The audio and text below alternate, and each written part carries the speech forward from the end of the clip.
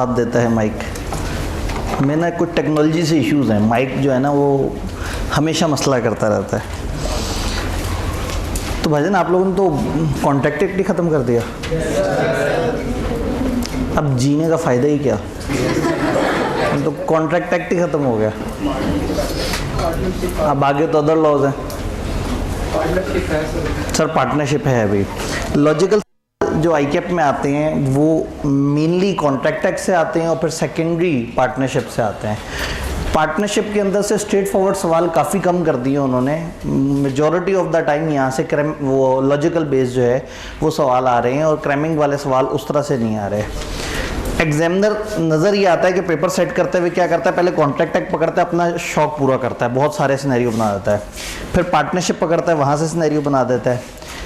फिर अगर सिनेरियो के नंबर ख़त्म हो गए होते हैं या सिनेरियो जितना सोचा होता है उतना पूछ लिया होता है और फिर भी कुछ ग्रिड में बच गया होता है तो कॉन्ट्रैक्ट एक्ट में पहले क्रैमिंग पूछता है और बाद में पार्टनरशिप की तरफ आता है। पार्टनरशिप में गिनती की एरियाज़ हैं जहाँ से वो क्रैमिंग पूछ रहा है, बहुत ही सिलेक्टेड से एरियाज़ हैं। फिर वो अदर लॉज की तरफ जाता है और अदर लॉज में उसको सिर्फ क्रैमिंग याद आती है। चैप्टर 1, चैप्टर 15, 16, 17, 18 आज लॉज सवाल नहीं पूछा। मतलब 5 चैप्टर ऐसे हैं जिसमें से हमेशा क्रैमिंग पूछी है और चैप्टर 14 है उसके अंदर मैक्सिमम क्रैमिंग है, लेकिन कभी कभी मूड में होते हैं तो थोड़ा सा लॉजिकल सवाल पूछ लेते हैं। तो कॉन्ट्रैक्ट एक्ट और पार्टनरशिप को करते हुए समझना है अच्छी तरीके से। जो मेन कोर स्किल है वो समझने वाली पहले है और बाद में याद करने वाली है। लेकिन जब अदर लॉज आ जाएंगे अदर देन पार्टनरशिप तो फिर समझने वाली स्किल को थोड़ा सा पीछे फेंक देना है और याद करने वाली स्किल को आगे ले आना है। समझ आए तो बहुत अच्छी बात है, वो तो मैं समझाने की कोशिश करूँगा, लेकिन ना समझ आए तो और अच्छी बात है। बगैर समझे रट्टा लगाने का मज़ा ही कुछ और है। कुछ पता ही नहीं है वो H3 O2 और पता नहीं क्या वो अजीब अजीब से वो जो C6 H पता नहीं 12 या O पता नहीं कितना, तो वो ना समझ कभी नहीं आई लेकिन रट्टा लगा के बड़ा मज़ा आता था। तो वो पुरानी वाली यादें आ जाएंगी। खैर हम समझेंगे, लेकिन कहने का मतलब है कि समझने की इम्पोर्टेंस है लेकिन उतनी ज़्यादा नहीं है, उससे ज़्यादा इम्पोर्टेंस वहाँ पे क्रैमिंग की होगी। तो पार्टनरशिप को स्टार्ट करते हैं। हमारे कॉन्ट्रैक्ट एक्ट में कुछ 2-3 छोटे छोटे से ऐसे टॉपिक हैं जो स्किप हुए हैं, जो नहीं हो पाए, और देखेंगे आखिरी दिन तक टाइम मिल जाए तो बहुत अच्छी बात है, हम कहीं ना कहीं कवर कर लेंगे। अगर किसी दिन टाइम नहीं मिला तो कोई बात नहीं, मैं कहीं ना कहीं से कोई ना कोई वीडियोस में से चेपियाँ काट के इन वाली वीडियोस के साथ जोड़ के उन वीडियोस को कंप्लीट कर दूंगा ताकि जो बाद में वीडियो को देख रहा है तो उसको पूरा चैप्टर मिल रहा हो। चैप्टर 3 में कंसिडरेशन की एक्सेप्शंस मिसिंग है, उस पर सरोसामा ने हल्की फुल्की डिस्कशन कर दी थी पास पेपर कराते हुए, लेकिन फिर भी वो मिसिंग है। नंबर 2 हमारे पास मिसिंग है चैप्टर नंबर 6 के अंदर कॉन्ट्रैक्ट डिस्चार्ज जो इम्पॉसिबिलिटी वगैरह से होता है वो वाली बातें। और नंबर 3 हमारे पास 3 चीज़ों की एक्सेप्शंस मिसिंग हैं, यानी कि वेजरिंग के ऊपर discussion, agreement and restraint of legal proceeding और agreement and restraint of trade. ये 3 चीज़ें थी वॉइड एग्रीमेंट में, इनकी एक्सेप्शंस पे हम ज़्यादा बात नहीं कर सके, तो ये 3 टॉपिक हमारे रहते हैं। तो contract act which accounts for तकरीबन 55% ऑफ द पेपर। आपको याद होगा हम लोगों ने पहले दिन सिलेबस आउटलाइन को देख के थोड़ा सा समझा था। अब पार्टनरशिप की बात करते हैं। पार्टनरशिप का लॉ समझने में बड़ा आसान है और ये तो आईकैप ने इसको तोड़ के बता दिया। पहले इससे बड़ा चैप्टर होता था और एक चैप्टर होता था जिसमें पूरी पार्टनरशिप बताता था आईकैप, जब ये कंबाइंड पेपर होता था। अब जब ये अलग अलग पेपर हुए तो आईकैप ने थोड़ा सा उसको तोड़ने की कोशिश की कि तोड़ के एक्सप्लेन करें। अगर लॉजिक समझ आई हुई है तो पार्टनरशिप बहुत मज़ेदार है। जब हम पार्टनरशिप की बात करते हैं तो 3 चैप्टर्स में हो क्या रहा है। चैप्टर नंबर 11 बताता है पार्टनरशिप किसे कहते हैं, इसके मेन फीचर्स क्या हैं, पार्टनरशिप की कितनी किस्में और पार्टनर्स की कितनी किस्में। फिर थोड़ा सा आगे जाते हैं तो जो चैप्टर 12 है वो बताता है पार्टनरशिप्स में जो पार्टनर्स हैं उनके आपस में राइट्स एंड ड्यूटीज़ क्या हैं टूवर्ड्स देमसेल्व्स। फिर हम चैप्टर 13 पे जाते हैं विच डिटेल्स के पार्टनर्स के बाहर की दुनिया के साथ क्या राइट्स वगैरह है। स्टेप बाय स्टेप चलते हैं, को बहुत ज़्यादा पैनिक होने की हमें ज़रूरत नहीं है, हमने साथ साथ समझते जाना है और पढ़ते जाना है। तो क्या आप तैयार हैं? और सबसे अच्छी खबर क्या है, 4 दिन रह गए, सिर्फ 4 दिन रह गए। जो साथ साथ चल रहे हैं उनको ये खबर बहुत खुशी की लग रही है और जो साथ साथ नहीं चल रहे वो कह रहे हैं हाँ 4 इनके रह गए हैं, 3 मेरे उसके अलावा रह गए हैं और 2 वो रह गए हैं। ठीक है, हाँ सर बिल्कुल 4 दिन रह गए। तो अभी भी कुछ नहीं गुजरा, साथ साथ पढ़ना शुरू कर दें। कुछ 4 एक दिन के लिए बाकी सब्जेक्ट्स को थोड़ा साइड पे कर दें, ये 4 दिन टिका के इन्हीं को कर लें, क्योंकि अदर लॉज में हम कवरेज ज़रा ज़्यादा कर रहे होंगे, पर डे तकरीबन 2 चैप्टर्स कर रहे होंगे। जैसे आज 11-12 है, कल 13-17 कर रहे होंगे, फिर 16-18 कर रहे होंगे, तो 3 दिन तो हम लगातार 2 चैप्टर्स कर रहे होंगे इंशाल्लाह। चैप्टर्स बहुत बड़े नहीं हैं, लेकिन बहरहाल 2 चैप्टर्स तो है ना। शुरू करते हैं पार्टनरशिप के बारे में। पार्टनरशिप की नेचर पे अगर हम बात करें, 3 अगर प्रेस कर दें, जज़ाकल्लाह। और खातून वही हैं या चेंज हो गई हैं? चेंज हो गई हैं। अच्छा, बीलो की क्लास में खवातीन चेंज होती जा रही हैं, बाकी क्लासों में बड़ी कंसिस्टेंट है। तो बीलो वाले जो है ना, शायद ज़रा थोड़े से ज़्यादा हिम्मत नहीं रखते, ये जल्दी मुश्किलात से घबरा जाते हैं। शायद ये बिगनर स्टूडेंट्स हैं। तो ये मेरे ख्याल में कोई 3री या 4थी खातून हैं जो यहाँ तक पहुँची हैं। हाँ, 3-4 दफ़ा। ठीक है जी, हमने तो सोचा हुआ था कि हमें अच्छा रिवॉर्ड देंगे जो कंसिस्टेंट हो के चंद दिन नज़र आती रहेंगी खातून। ठीक है जी, हमें नीयत की सवाब मिल जाएगी। पार्टनरशिप के कॉन्सेप्ट में अब आपको प्रिंसिपल और एजेंट का कॉन्सेप्ट पता है और आपको जॉइंट प्रोमिसेस का कॉन्सेप्ट पता है। अगर ये दोनों कॉन्सेप्ट पता है तो दोनों को जोड़ के पार्टनरशिप में मसला बड़ा आसान हो जाएगा आपका। कौन से 2 कॉन्सेप्ट? प्रिंसिपल एजेंट और जॉइंट प्रोमिसेस। क्योंकि पार्टनरशिप में क्या होता है, पार्टनरशिप में ना 3-4 पार्टनर्स होते हैं जो मिलजुल के काम कर रहे होते हैं, तो इनकी लाइबिलिटीज़ काफ़ी हद तक जॉइंट प्रोमिसेस की तरह होती हैं। लेकिन वो वाला चक्कर नहीं होता यहाँ के सब ने मिलके परफॉर्म करना है। क्यों? क्योंकि यहाँ एजेंसी भी होती है। ये जितने भी पार्टनर्स हैं, हर पार्टनर अपने बाकी सारे पार्टनर्स का एजेंट होता है। यानी A, B, C, D ये 4 बंदों की अगर फर्म है, यानी कि पार्टनरशिप है, तो इनमें से फर्स्ट करें जो B है, B एजेंट है इस पार्टनरशिप का। पार्टनरशिप जो A, B, C, D, तो B एजेंट है A, C, D का। जब C आगे बढ़ के कोई काम करेगा तो C एजेंट बन जाएगा और प्रिंसिपल कौन हो जाएंगे? A, B, D। तो ये सब के सब एक दूसरे के एजेंट भी हैं और ये सब के सब एक दूसरे के प्रिंसिपल भी हैं। तो पार्टनरशिप में जो इम्पोर्टेंट रूल है वो है एजेंसी का रूल, कि ये जितने भी जॉइंट प्रोमिसर्स हैं ये एक दूसरे के एजेंट भी हैं। तो ये जॉइंट प्रोमिसर का वो रूल हमें माइनस करना पड़ेगा जो मिल के परफॉर्म करते थे। इनमें से कोई भी एक परफॉर्म कर देगा तो सबके बिहाफ पे परफॉर्मेंस हो जाएगी। लेकिन जो लाइबिलिटी के रूल हैं इनमें से इनको इकट्ठे भी पकड़ा जा सकता है, अलग अलग भी पकड़ा जा सकता है। किसी एक से पैसे ले लें तो वो बाकी सबसे मांगेगा, कोई बीच में डिफ़ॉल्ट करके चला जाएगा तो जो बच गए हैं वो कंपनसेट कर रहे होंगे। इनमें से कोई भी एक एक्शन करेगा तो सबके सब जिम्मेदार होंगे।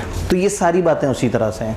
तो पार्टनरशिप में क्या हो रहा है, 2 या 2 से ज़्यादा लोग आपस में जुड़ रहे हैं और मिलकर एक अरेंजमेंट बना रहे हैं। वो जो अरेंजमेंट है, वो जो कागज़ पे उन्होंने आपस में तय की है, उस अरेंजमेंट को कहेंगे पार्टनरशिप। कॉन्ट्रैक्ट एक्ट में क्या होता था, A B के साथ कॉन्ट्रैक्ट करता था, 2 बंदे होते तो एक कॉन्ट्रैक्ट होता था। अब क्या है, 3-4 बंदे उन्होंने आपस में एक छोटा सा कॉन्ट्रैक्ट किया है और ये ग्रुप बन जाएंगे, एक फर्म बन जाएगी और फिर ये फर्म बाहर के लोगों से एग्रीमेंट किया करेगी, कॉन्ट्रैक्ट किया करेगी। तो फर्म यानी ये partnership is the collective name जो हम इन सारों को इकट्ठे दे रहे हैं। तो जब भी 3-4, 2-3, 5-6 लोग, 2 या 2 से ज़्यादा लोग जब भी मिलकर ये तय करें कि हमने मिलजुल के काम धंधा करना है, तो वो आपस में एक पार्टनरशिप बना सकते हैं। पार्टनरशिप बनने के बाद उन सबको कलेक्टिवली एक सिंगल यूनिट अकाउंट किया जाएगा जिसको हम फर्म कहेंगे, जिसमें हर बंदा अलग अलग पार्टनर है और वो तमाम लोगों का एजेंट है और उसके एक्शन पे तमाम फर्म जिम्मेदार हो जाएगी। क्या ये सारी कहानी समझ आ रही है? अब अगर इनमें से कोई भी बंदा फर्म के इरादे से कोई काम करे तो कहलाया जाएगा कि ये फर्म ने काम किया है। ये जाके फर्ज करें कुछ परचेज करके आता है फर्म के लिए तो समझा जाएगा फर्म ने परचेज की है। वो पेमेंट करके आता है किसी को तो समझा जाएगा फर्म ने पेमेंट की है। इसको कोई पेमेंट दे देता है तो समझा जाएगा फर्म ने पेमेंट रिसीव की है। तो अगर ये सारे या इनमें से कोई भी इस इरादे से काम करें कि हम फर्म के लिए काम कर रहे हैं तो इनका ज़ाती एक्शन फर्म का एक्शन कहलाएगा। क्योंकि फर्म एक इंसान नहीं है, फर्म तो इन चारों का मजमूआ है। क्या बात समझ आ रही है? थोड़ा सा इसको समझते हैं। कुछ लोगों को उलझन और योगी कि हम बहुत बेस लेवल पे क्यों जा रहे हैं, लेकिन हमारे पास मार्जिन है तो बेस अच्छी बन जाए ताकि हम ज़रा आगे अच्छे तरीके से चल पड़ें। तो पार्टनरशिप में हमारे पास 3-4 डेफिनेशन आती है। Partnership is a relation between person who have agreed to share the profits of business carried on by all or any of them acting for. Partnership एक रिलेशन है कुछ लोगों के दरमियान जिन्होंने तय किया है कि हम मिलकर प्रॉफिट शेयर करेंगे उस बिजनेस का जो हम सारे या हम में से कुछ बाकियों के बिहाफ पे कर रहा है। फर्म और पार्टनर का क्या फ़र्क है? Person who have entered into partnership with one other are called individually partners and collectively firm. और जिस नेम से वो बिजनेस कर रहे हैं उसको हम कहते हैं firm. Then act of firm. An act of firm means any act or omission by all the partners or by any partner or agent. सारे पार्टनर्स को एक्शन करें या इनमें से कुछ कोई एक्शन करें which gives rise to a right enforceable by or against the firm. कोई ऐसा एक्शन जिससे फर्म जिम्मेदार हो जाए, फर्म के अगेंस्ट कोई राइट डेवलप हो जाए, फर्म की कोई जिम्मेदारी बन जाए, तो इस एक्शन को फर्म का एक्शन कहा जाएगा। यानी इनमें से किसी ने जाके पेमेंट कर दी तो फर्म का एक राइट बन गया कि फर्म को आम मिल जाएंगे। याद है वो, हम तो आम वाले ही एग्रीमेंट लेके चल रहे थे। या फर्ज कर इनमें से किसी ने जाके आम डिलीवर कर दिए तो फर्म को पैसे मिल जाएंगे। इनमें से किसी ने पैसे दे दिए तो फर्म को आम मिल जाएगी। इनमें से किसी ने पैसे ले लिए तो जिम्मेदारी बन जाएगी फर्म की कि उन्होंने आम डिलीवर करने हैं। यानी इनकी एक्शन से अगर फर्म लीगली बाउंड हो रही हो तो इनका वो एक्शन क्या एक्शन कहलाएगा? फर्म का। थर्ड पार्टी, याद है प्रिंसिपल और एजेंट में एक थर्ड पर्सन होता था। प्रिंसिपल और एजेंट के अलावा दुनिया का हर तीसरा बंदा थर्ड पर्सन होता था। इसी तरह से फर्म और पार्टनर्स के अलावा, अब फर्म है प्रिंसिपल और पार्टनर्स हैं एजेंट, इन दो के अलावा जो भी शख्स होगा उसको हम क्या कहेंगे? Third person. In relation to firm, आपके पास अगर गलती से फर्म लिखा है तो इसे फर्म कर दें। Third party used in relation to firm or to a partner means any person who is not a partner in the, जो भी फर्म में पार्टनर नहीं है वो क्या है? वो थर्ड पर्सन है। क्या यहाँ पार्टनरशिप की बेसिक डेफिनेशन समझ आ रही है? अब यहाँ आगे बढ़ते हैं तो हमारे पास आता है एसेंशियल एलिमेंट्स ऑफ पार्टनरशिप। हमें पार्टनरशिप समझ आ गया, हमें फर्म समझ आ गया, हमें फर्म नेम समझ आ गया। अब सवाल ये है कि कब हम कहेंगे कि ये चंद लोग जो मिलके काम कर रहे हैं ये पार्टनरशिप है? अगर आप गौर से देखें तो इस कमरे में हम भी तो मिलके कोई एक्टिविटी कर रहे हैं, क्या हम लोग पार्टनरशिप हैं? इसका मतलब है कुछ निशानियां पूरी होंगी तो पार्टनरशिप होगी। इसको टेस्ट ऑफ पार्टनरशिप भी कहते हैं कि चंद लोग मिलजुल के अगर एक काम कर रहे हैं तो हम चेक करते हैं उन पे 5 निशानियां पूरी उतरती हैं। अगर 5 निशानियां पूरी हो जाएं तो हम कहेंगे हाँ भाई ये पार्टनरशिप है। आई के आपको कभी कभी मूड बनता है, वो आपको एक सिनेरियो दे देते हैं जिसमें 2-3 निशानियां पूरी हो रही होती हैं, कहते हैं बताओ ये पार्टनरशिप है या नहीं है। तो आप बताएंगे भाई वो 5 में से 3 पूरी हो गई, 2 पूरी नहीं हुई, इसलिए मैं इसको पार्टनरशिप नहीं कह रहा। अब वो 5 निशानियां क्या हैं? वो 5 निशानियां डेफिनेशन में छुपी हुई हैं। Partnership is relation between persons, यानी कि इसमें कुछ लोगों के दरमियान ताल्लुक है। तो पहली निशानी इसमें कुछ लोग होने चाहिए। एक बंदे से पार्टनरशिप नहीं बनेगी, कुछ लोग होने चाहिए, यानी कम से कम 2 लोग होने चाहिए। हु हैव एग्रीड, जिन्होंने आपस में एग्रीमेंट की है। तो फिर दूसरी इंपॉर्टेंट शर्त है इनके दरमियान से एग्रीमेंट होना चाहिए। टू शेयर द प्रॉफिट्स, तीसरी इंपॉर्टेंट बात, ये प्रॉफिट को शेयर किया करेंगे। Of a business carried on, वो बिजनेस जो ये लोग कर रहे हैं। तो चौथी शर्त है इनके दरमियान एक बिजनेस होना चाहिए। जैसे हमारे यहाँ ये हम इस वक्त बिजनेस नहीं कर रहे, हम इकट्ठे तो काम कर रहे हैं, हम इकट्ठे पढ़ तो रहे हैं, लेकिन चूंकि हम बिजनेस नहीं कर रहे तो हमारी निशानी पूरी नहीं हो रही। Carried on by all or any of them acting for all, वो बिजनेस इनमें से कोई सारे करें या कुछ करें बाकियों के बिहाफ पे। यानी कि वो बताना चाह रहे हैं इसमें एजेंसी का कॉन्सेप्ट है कि ये सारे भी कर सकते हैं, इनमें से कुछ बाकियों के बिहाफ पे कर सकते हैं। तो किसी भी ग्रुप ऑफ पर्सन को पार्टनरशिप कहने के लिए 5 निशानियां पूरी होनी चाहिए। कम से कम 2 या 2 से ज़्यादा बंदे, वो लोग आपस में एग्रीमेंट करके बैठे हुए हों, वो प्रॉफिट शेयर कर रहे हों, वो लोग बिजनेस कर रहे हों और वो एक दूसरे के एजेंट हो। ये 5 शर्तें हैं। इन 5 शर्तों को थोड़ा सा एक गंदी सी डायग्राम में दिखाते हैं। या अल्लाह खैर, एक लाइट और बंद करनी पड़ेगी। 1 जी ऐसे बिल्कुल, सबसे इधर वाला 1 है और सेंटर वाला 3 है। जज़ाकल्लाह। या अल्लाह खातून को इस्तकामत दे। तो पता नहीं वो मतलब इतना क्यों परेशान हो जाते हैं लोग जो है ना, या वहाँ से नज़र नहीं आता। अच्छा ये मैं दिल्ली से एडजस्ट करता हूँ, आज ही मैं इसे एडजस्ट नहीं कर पाया। ठीक है, ये बात रेलेवेंट है। ये है अच्छे बच्चों के लिए तो हम रोस्टम चेंज कर देंगे। या आप अच्छे बच्चे बनने का इरादा तो करें, एक दफ़ा बताएं तो सही है परेशानी। चलें, 2 या 2 से ज़्यादा पर्सन, ये 5 निशानियाँ सामने 5 बॉक्सेस हैं। एक एसोसिएशन ऑफ 2 और मोर पर्सन, एक है एग्रीमेंट, 3rd है शेयरिंग ऑफ प्रॉफिट, 4 है बिजनेस और 5 है म्यूचुअल एजेंसी, आपस में एजेंट हो। 2 और मोर पर्सन पे बात करते हैं, कम से कम 2 होने चाहिए। ज़्यादा से ज़्यादा कितने होने चाहिए?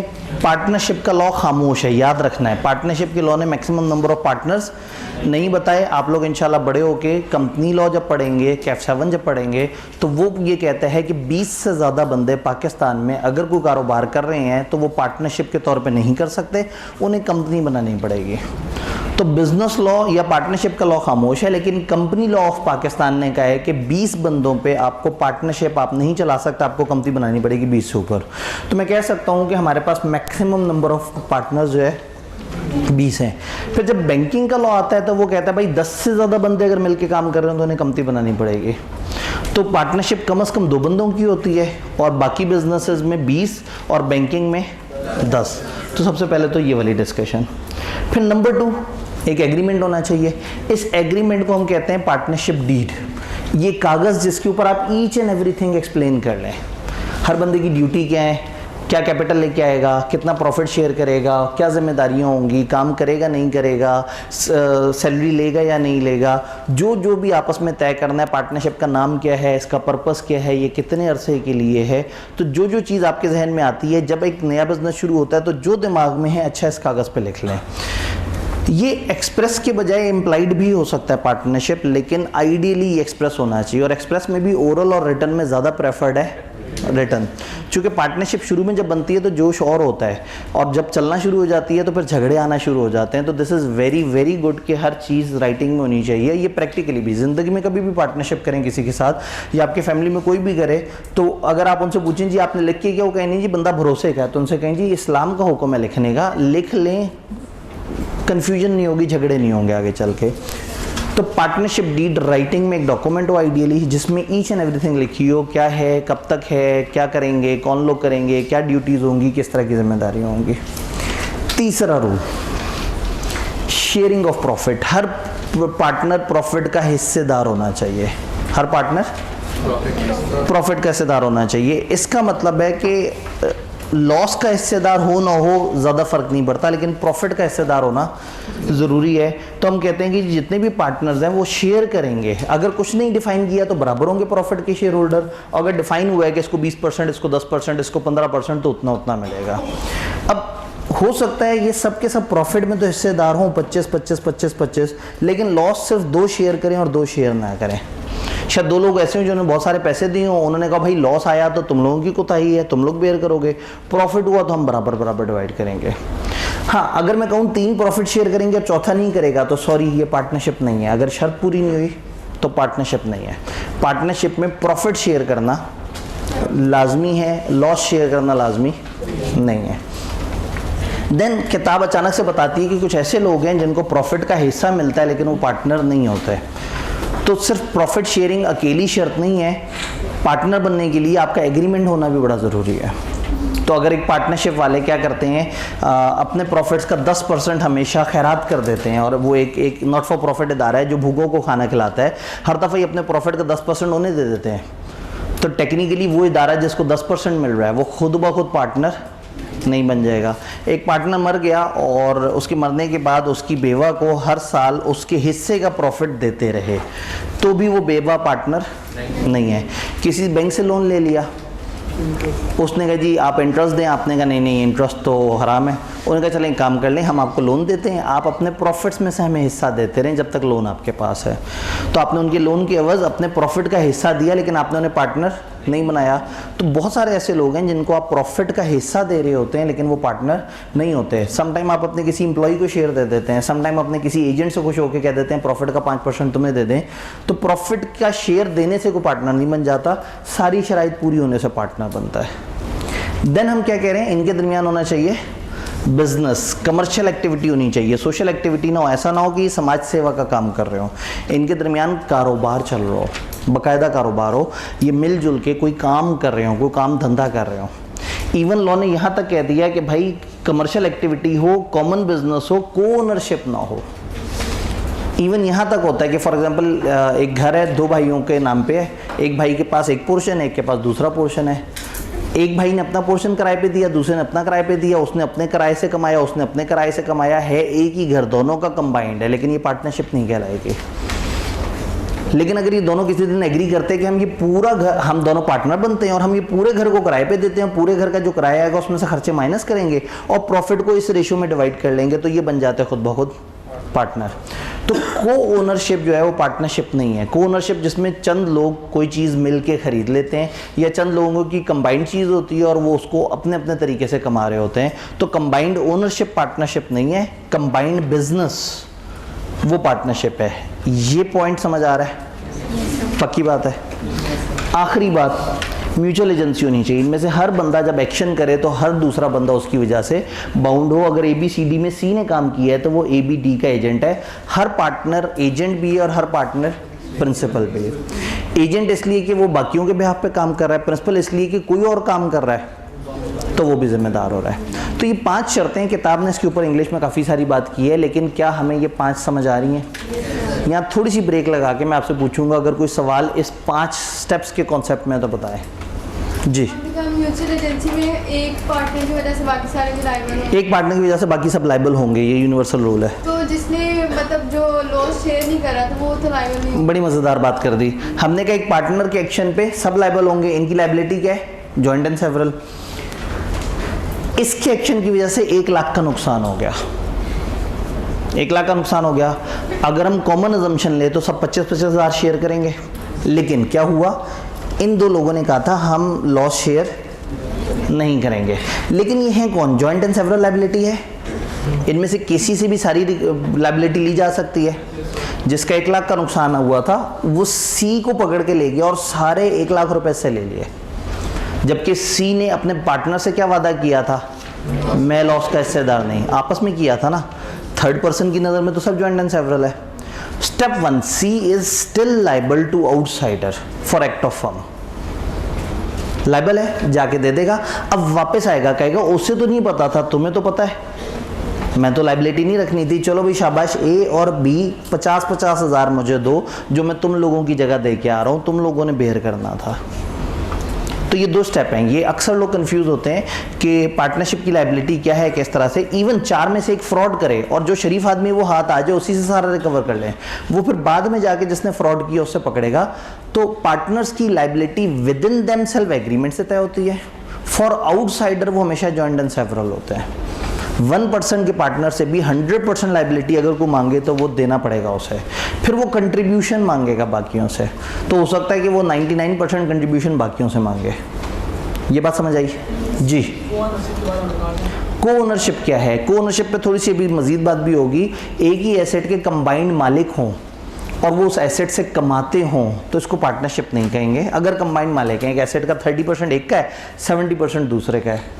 जैसे फ़र्ज़ करें एक प्लाज़ा है, उसमें 30 दुकानें एक भाई के नाम पे हैं और 70 दुकानें दूसरे भाई के नाम पे हैं। 30 का जो प्रॉफिट है, वो किराया है, वो एक भाई को जाता हो, 70 का दूसरे को जाता हो। दुनिया कहेगी ये इन दोनों का कंबाइंड प्लाज़ा है, एसेट कंबाइंड है, लेकिन उनका बिजनेस कंबाइंड नहीं है। वो अपनी दुकानों का किराया ले रहा है, वो अपनी दुकानों का किराया ले रहा है। अगर ये दोनों मिलके कह दें कि आओ हम एक पार्टनरशिप करते हैं, ये पूरा प्लाजा किराए पे चढ़ा देते हैं, इसमें से खर्चे माइनस करते हैं और प्रॉफिट को 30-70 डिवाइड कर देते हैं, तो ये ऑटोमेटिकली क्या बन जाएगा? तो को ओनरशिप और पार्टनरशिप में फ़र्क है। को ओनरशिप में हर बंदा अपनी अपनी चीज़ का अपना अपना जिम्मेदार है, कोई एक दूसरे का एजेंट नहीं है। जबकि कंबाइंड बिजनेस में पार्टनरशिप की सारी शराइत पूरी होती है। क्लियर? अब एक एक करके ज़रा इसको पढ़ते हैं। Association of 2 or more person. Partnership single individual की नहीं हो सकती। अगर नंबर किसी वजह से 1 तक हो जाएं, 2 से नीचे हो जाएं, तो ये पार्टनरशिप नहीं रहेगी। Partnership act does not say anything about maximum number of partner. However company law ने कहा हुआ है कि पार्टनरशिप बैंकिंग बिजनेस में 10 की होगी, बाकी बिजनेसेस में 20 की होगी, और अगर प्रोफेशनल पर्सन होंगे तो भले 20 से ऊपर चली जाए, उनको कोई मसला नहीं। अब अगर आप 20 से ज़्यादा हैं और आप फिर भी उसे पार्टनरशिप के तौर पे चला रहे हैं, तो ये क्या बन जाएगी? इलीगल एसोसिएशन बन जाएगी। वही वाली बात, आप सिर्फ इसको इंग्लिश में कंफर्म कर रहे हैं जी। प्रोफेशनल पर्सन की एग्जांपल क्या हो सकती है? लॉयर, अकाउंटेंट्स, डॉक्टर्स, ये जितने भी प्रोफेशंस हैं जो एडवाइस देते हैं। तो अगर चार्टर्ड अकाउंटेंट्स की फर्म है तो भले वो 25 हो, कोई मसला नहीं। डॉक्टर्स की फर्म है, भले 40 हो, कोई मसला नहीं। इंजीनियर्स, तो ये जितने अलग अलग प्रोफेशन है ना, जिसमें कोई ना कोई आपको प्रोफेशनल सर्टिफिकेशन मिलती है, आपको कोई प्रोफेशनल एक्नॉलेजमेंट मिलती है, तो ये सब प्रोफेशंस कहलाते हैं। तो प्रोफेशनल्स ने अगर पार्टनरशिप की हुई है तो वो 20 से ऊपर जा सकती है, लोन अलाउ किया हुआ है। देन एग्रीमेंट होना चाहिए। एग्रीमेंट एक्सप्रेस हो, आइडियली रिटन, ओरल या इम्प्लाइड, दोनों तरह से हो सकता है, लेकिन प्रेफरेबल रिटन है। रिटन एग्रीमेंट को पार्टनरशिप डीड कहेंगे। पाकिस्तान में पार्टनरशिप कॉन्ट्रैक्ट से अराइज होती है, स्टेटस से अराइज नहीं होती। 3 बंदे मिलजुल के अगर काम कर रहे हैं और आपस में कुछ नहीं तय किया हुआ, एग्री नहीं किया हुआ, तो बड़ा मुश्किल हो जाएगा ये मानना कि ये पार्टनर है। यहाँ स्टेटस इंपॉर्टेंट नहीं है, एक बंदा मर गया, उसके 3 बच्चों ने उसका काम संभाल लिया, लेकिन आपस में तय कुछ नहीं किया, तो हम उन 3 को पार्टनर्स नहीं कहेंगे जब तक उनके दरमियान एक एग्रीमेंट ना हो, कॉन्ट्रैक्ट ना हो, अरेंजमेंट ना हो कि हाँ भाई हम लोग आपस में मिलके करेंगे। तो स्टेटस इंपॉर्टेंट नहीं है, दिखने में क्या लग रहा है वो इंपॉर्टेंट नहीं है, कॉन्ट्रैक्ट या एग्रीमेंट क्या कहता है वो इंपॉर्टेंट है। तो अगर जॉइंट फैमिली बिजनेस हो, विरासत में चीज़ें मिली हों या इस तरह का कोई मामला हो, तो उसमें जब तक इनका कॉन्ट्रैक्ट नहीं होगा हम इन लोगों को आपस में पार्टनर नहीं मानेंगे।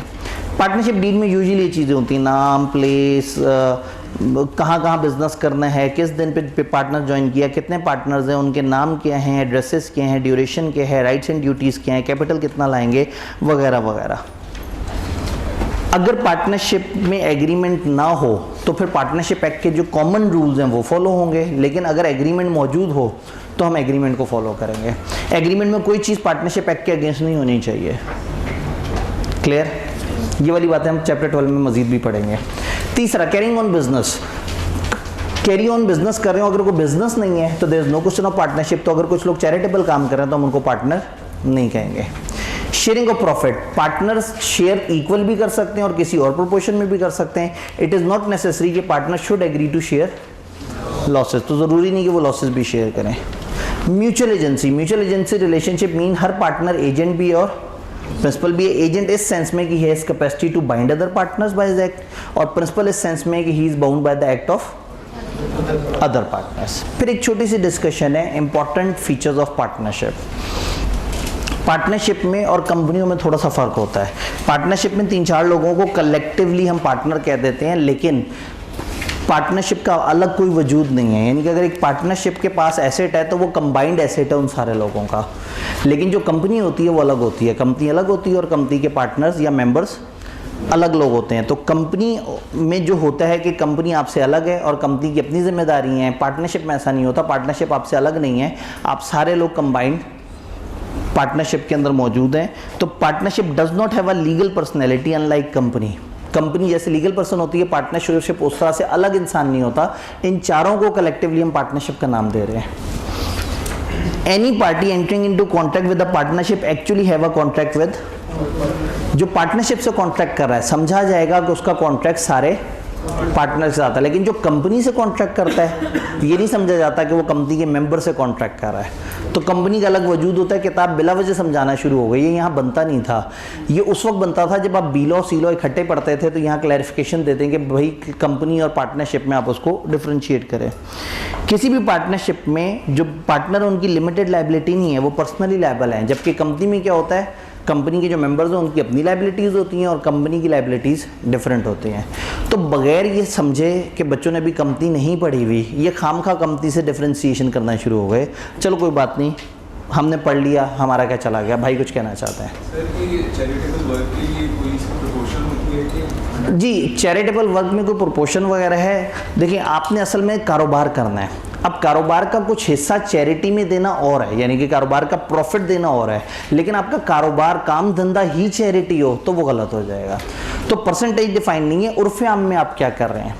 अगर एक पार्टनरशिप 70% अच्छे काम करती है, खैरात वाले काम करती है, गरीबों की मदद करती है, और 30% कारोबार करती है, तो फिर हम कहेंगे कि ये उर्फ़े आम में ये चैरिटी का काम कर रहे हैं। तो कोई परसेंटेज डिफाइन नहीं है, लेकिन आप दिखने में नज़र आए कि आप लोग असल में मेन आपका क्या काम है? कारोबार। जी, हमने कहा था एग्रीमेंट पार्टनरशिप का एम्प्लॉयड भी हो सकता है। एग्रीमेंट पार्टनरशिप का एम्प्लॉयड भी हो सकता है, बिल्कुल ऐसे ही है। कैसे?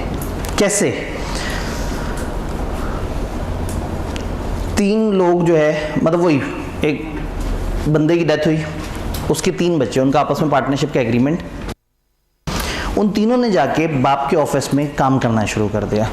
एक ने कस्टमर से डीलिंग करनी शुरू कर दी, एक ने जाके चीज़ें खरीदनी शुरू कर दी, एक ने रसीदें बनाना शुरू कर दी। अब एक दूसरे से इनकी कोई बातचीत नहीं हुई। ये बना रहे हैं, फिर इकट्ठे बैठे और आपस में कहा कि यार हम 3 लोग, हम फादर अकेले काम करते थे, हम 3 इस काबिल तो हैं कि हम बराबर बराबर डिवाइड कर लें सारा काम। उन्होंने कहा हाँ हम कर तो सकते हैं बराबर डिवाइड। अभी तक एग्रीमेंट नहीं किया, बस बराबर बराबर काम की बात हो रही है। वो किया, साल के एंड पे कुछ प्रॉफिट आया। जब प्रॉफिट आया तो बड़े भाई ने कहा और ज़रा तीनों साथ साथ बैठते हैं। तीनों बैठे, उसने प्रॉफिट का 1/3 एक भाई के सामने रखा, 1/3 दूसरे भाई के सामने रखा, 1/3 अपने सामने रखा और कहा कैसा लगा? कहा यार लगा तो बड़ा मज़ेदार। फिर इसी तरह से करते रहा करेंगे। अब टेक्निकली ये आपस में बोल कुछ नहीं रहे, लिख कुछ नहीं रहे, लेकिन ये अपने एक्शन से काम भी डिवाइड कर रहे हैं, अपने एक्शन से प्रॉफिट भी डिवाइड कर रहे हैं। कल को इनमें से कोई जाके कोई एग्रीमेंट कराए और वो बंदा आए तो हो सकता है दूसरा भाई उठ के कहे मेरे भाई ने एग्रीमेंट किया, मैं जिम्मेदार।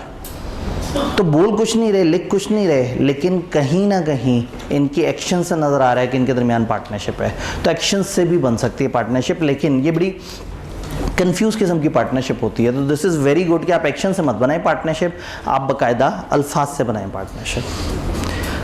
अब पार्टनरशिप में हम लोग एक एक करके ये सारी हमने चीज़ें पढ़ी। हमने कहा हर बंदा जिसको प्रॉफिट का हिस्सा मिल गया ज़रूरी नहीं कि वो पार्टनर हो। तो किताब ने कुछ बातें इसके साथ साथ बताई। जॉइंट और कॉमन इंटरेस्ट इन प्रॉपर्टी, ये वाली बात समझ आई थी, जॉइंट ओनर वाली। किताब ने सोचा थोड़ा सा मज़ीद वजाहत कर देते हैं इसकी। पार्टनरशिप फर्म और को ओनरशिप में क्या फ़र्क है। यहाँ एग्रीमेंट होता है, यहाँ ज़रूरी नहीं कि एग्रीमेंट हो। ये बिज़नेस करते हैं और ज़रूरी नहीं कि ये बिज़नेस कर रहे हो। एक भाई अपने घर में रह रहा है अपने पोर्शन में और दूसरे भाई ने अपना पोर्शन किराए पे दिया हुआ। उसमें मिनिमम मैक्सिमम मेंबर्स की लिमिट है, इसमें ऐसी कोई लिमिट नहीं है। शेयरिंग ऑफ प्रॉफिट वहाँ एक एसेंशियल एलिमेंट है और यहाँ एक एसेंशियल एलिमेंट नहीं है। वहाँ हर बंदा दूसरे का एजेंट है, यहाँ हर बंदा दूसरे का एजेंट नहीं है। वहाँ कोई भी बंदा अपना हिस्सा बगैर बाकियों से पूछे किसी दूसरे को नहीं दे सकता। पार्टनरशिप में अगर 2 पार्टनर 50-50% के, तो अचानक से एक बंदा अपना हिस्सा किसी दूसरे के हवाले करके निकल नहीं सकता। लेकिन को ओनर्स में जो अपने अलग अलग हिस्से के ओनर हैं वो अपना हिस्सा किसी और को देके निकल जाए, कोई उसे पूछेगा नहीं। तो किताब ने एक छोटी सी डिबेट की है कि शेयरिंग ऑफ प्रॉफिट या gross return rising from property by person holding a joint और कॉमन इंटरेस्ट। कुछ लोग किसी एसेट में जॉइंट या कॉमन इंटरेस्ट रखते हैं और उसके रिटर्न्स वो ले रहे हैं, does not of itself make such person. ये लोग खुद ब खुद पार्टनर नहीं बन जाएंगे। इनके दरमियान आपस में क्या होना चाहिए, एक एग्रीमेंट होना चाहिए जिसके अंदर ये तय करेंगे हम इस तरह से चलेंगे। एक तो हम लोगों ने उस वक्त ओनरशिप की बात की थी। दूसरी हमने बात की थी कि sharing of profit is not a conclusive evidence of profit. Share करना एक हतमी एविडेंस नहीं है कि आप पार्टनरशिप में हैं। Receipt by person of a share of profit of business, किसी बंदे को प्रॉफिट ऑफ बिजनेस का हिस्सा मिले या कोई पेमेंट जो प्रॉफिट पे कंटिंजेंट है, डिपेंडेंट है, does not of itself make him an a partner with other person जो कि सेम बिजनेस कर रहे हैं। अगर किसी को एक प्रॉफिट का हिस्सा मिलता है तो ऑटोमेटिकली वो उसका पार्टनर नहीं बन जाता बाकियों के साथ। हम खामखाई अजम्पशन नहीं लेंगे, चंद एक्सेप्शन है। इंटरेस्टिंग बात ये है कि जब क्रैमिंग की बात आती है तो ये वाली लिस्ट आई आपको बहुत पसंद है, क्योंकि बाकी तो लॉजिकल बात हो रही है। ये एक लिस्ट है कि हाँ भाई वो कौन सी सिचुएशंस हैं जहाँ लोगों को प्रॉफिट भी मिलता है लेकिन पार्टनर नहीं होते। लेंडर ऑफ मनी उन लोगों को जो बिजनेस कर रहे हैं या करने वाले हैं, उसको अगर शेयर मिले, किसी सर्वेंट या एजेंट को अगर रेमुनरेशन मिले प्रॉफिट के शेयर के तौर पे, किसी बेवा को या बच्चे को किसी मरे हुए पार्टनर का सालाना प्रॉफिट के तौर पे मिले, या प्रीवियस ओनर या पार्ट ओनर को कंसिडरेशन मिल रही हो सेल ऑफ गुडविल या sale of share of it. एक पार्टनर जा रहा है, उस पार्टनर का 25% हिस्सा है। हमने कहा ये लो एसेट में 25% हिस्सा तुम चले जाओ। उसने कहा भाई एसेट थोड़ी, ये पार्टनरशिप इतनी ग्रो कर गई है कि हर साल करोड़ रुपया कमा रही है, तो मैं सिर्फ अब एसेट्स का हिस्सा नहीं लूँगा, इसकी गुडविल भी तो बन चुकी है। तो उसे कहते हैं चलो ठीक है तुम इसको 25% एसेट ले लो, अगले 2 साल तक तुम्हें 10% प्रॉफिट भी देते रहते हैं ताकि तुम्हें लगे तुम्हारे साथ ना इंसाफी नहीं हुई।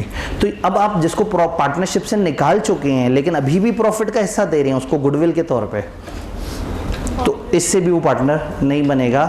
2 और बातें जो अभी याद करनी है लेकिन इंशाल्लाह हम समझेंगे कल, ट्रांसफर ऑफ पार्टनर इंटरेस्ट और minor admitted to benefits of partnership. एक ऐसा शख्स जिसको आप अपना हिस्सा किसी तरीके से दे देते हैं और एक ऐसा माइनर जिसको आप पार्टनरशिप में शामिल कर लेते हैं प्रॉफिट्स में। ये 2 चैप्टर 13 में एक्सप्रेसली डिफाइन होंगे, तो हम वहाँ जाके पढ़ेंगे। तो बहुत सारे ऐसे केसेस हैं जहाँ एक बंदा प्रॉफिट तो ले रहा है लेकिन वो पार्टनर नहीं है, तो ये एक लिस्ट है। तो बैंकिंग कंपनी भी आपके साथ ये एग्रीमेंट कर सकती है कि मेरे से लोन ले लो और मैं तुम लोगों से प्रॉफिट का हिस्सा लूँ।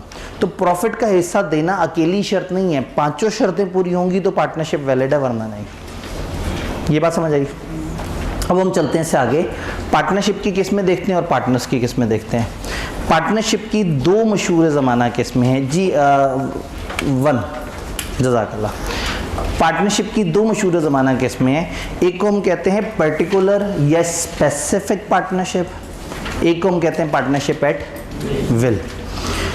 पर्टिकुलर या स्पेसिफिक पार्टनरशिप का मतलब है कि आपकी पार्टनरशिप डिफाइंड है, आपने कोई टाइम रखा हुआ है, कोई पर्पस रखा हुआ है, कोई एजेंडा रखा हुआ है कि इस टाइम के लिए, इस मकसद के लिए हम पार्टनरशिप कर रहे हैं। जैसे ही वो टाइम या मकसद या एजेंडा पूरा होगा, टेक्निकली आपकी पार्टनरशिप की नीड हो गई ख़त्म।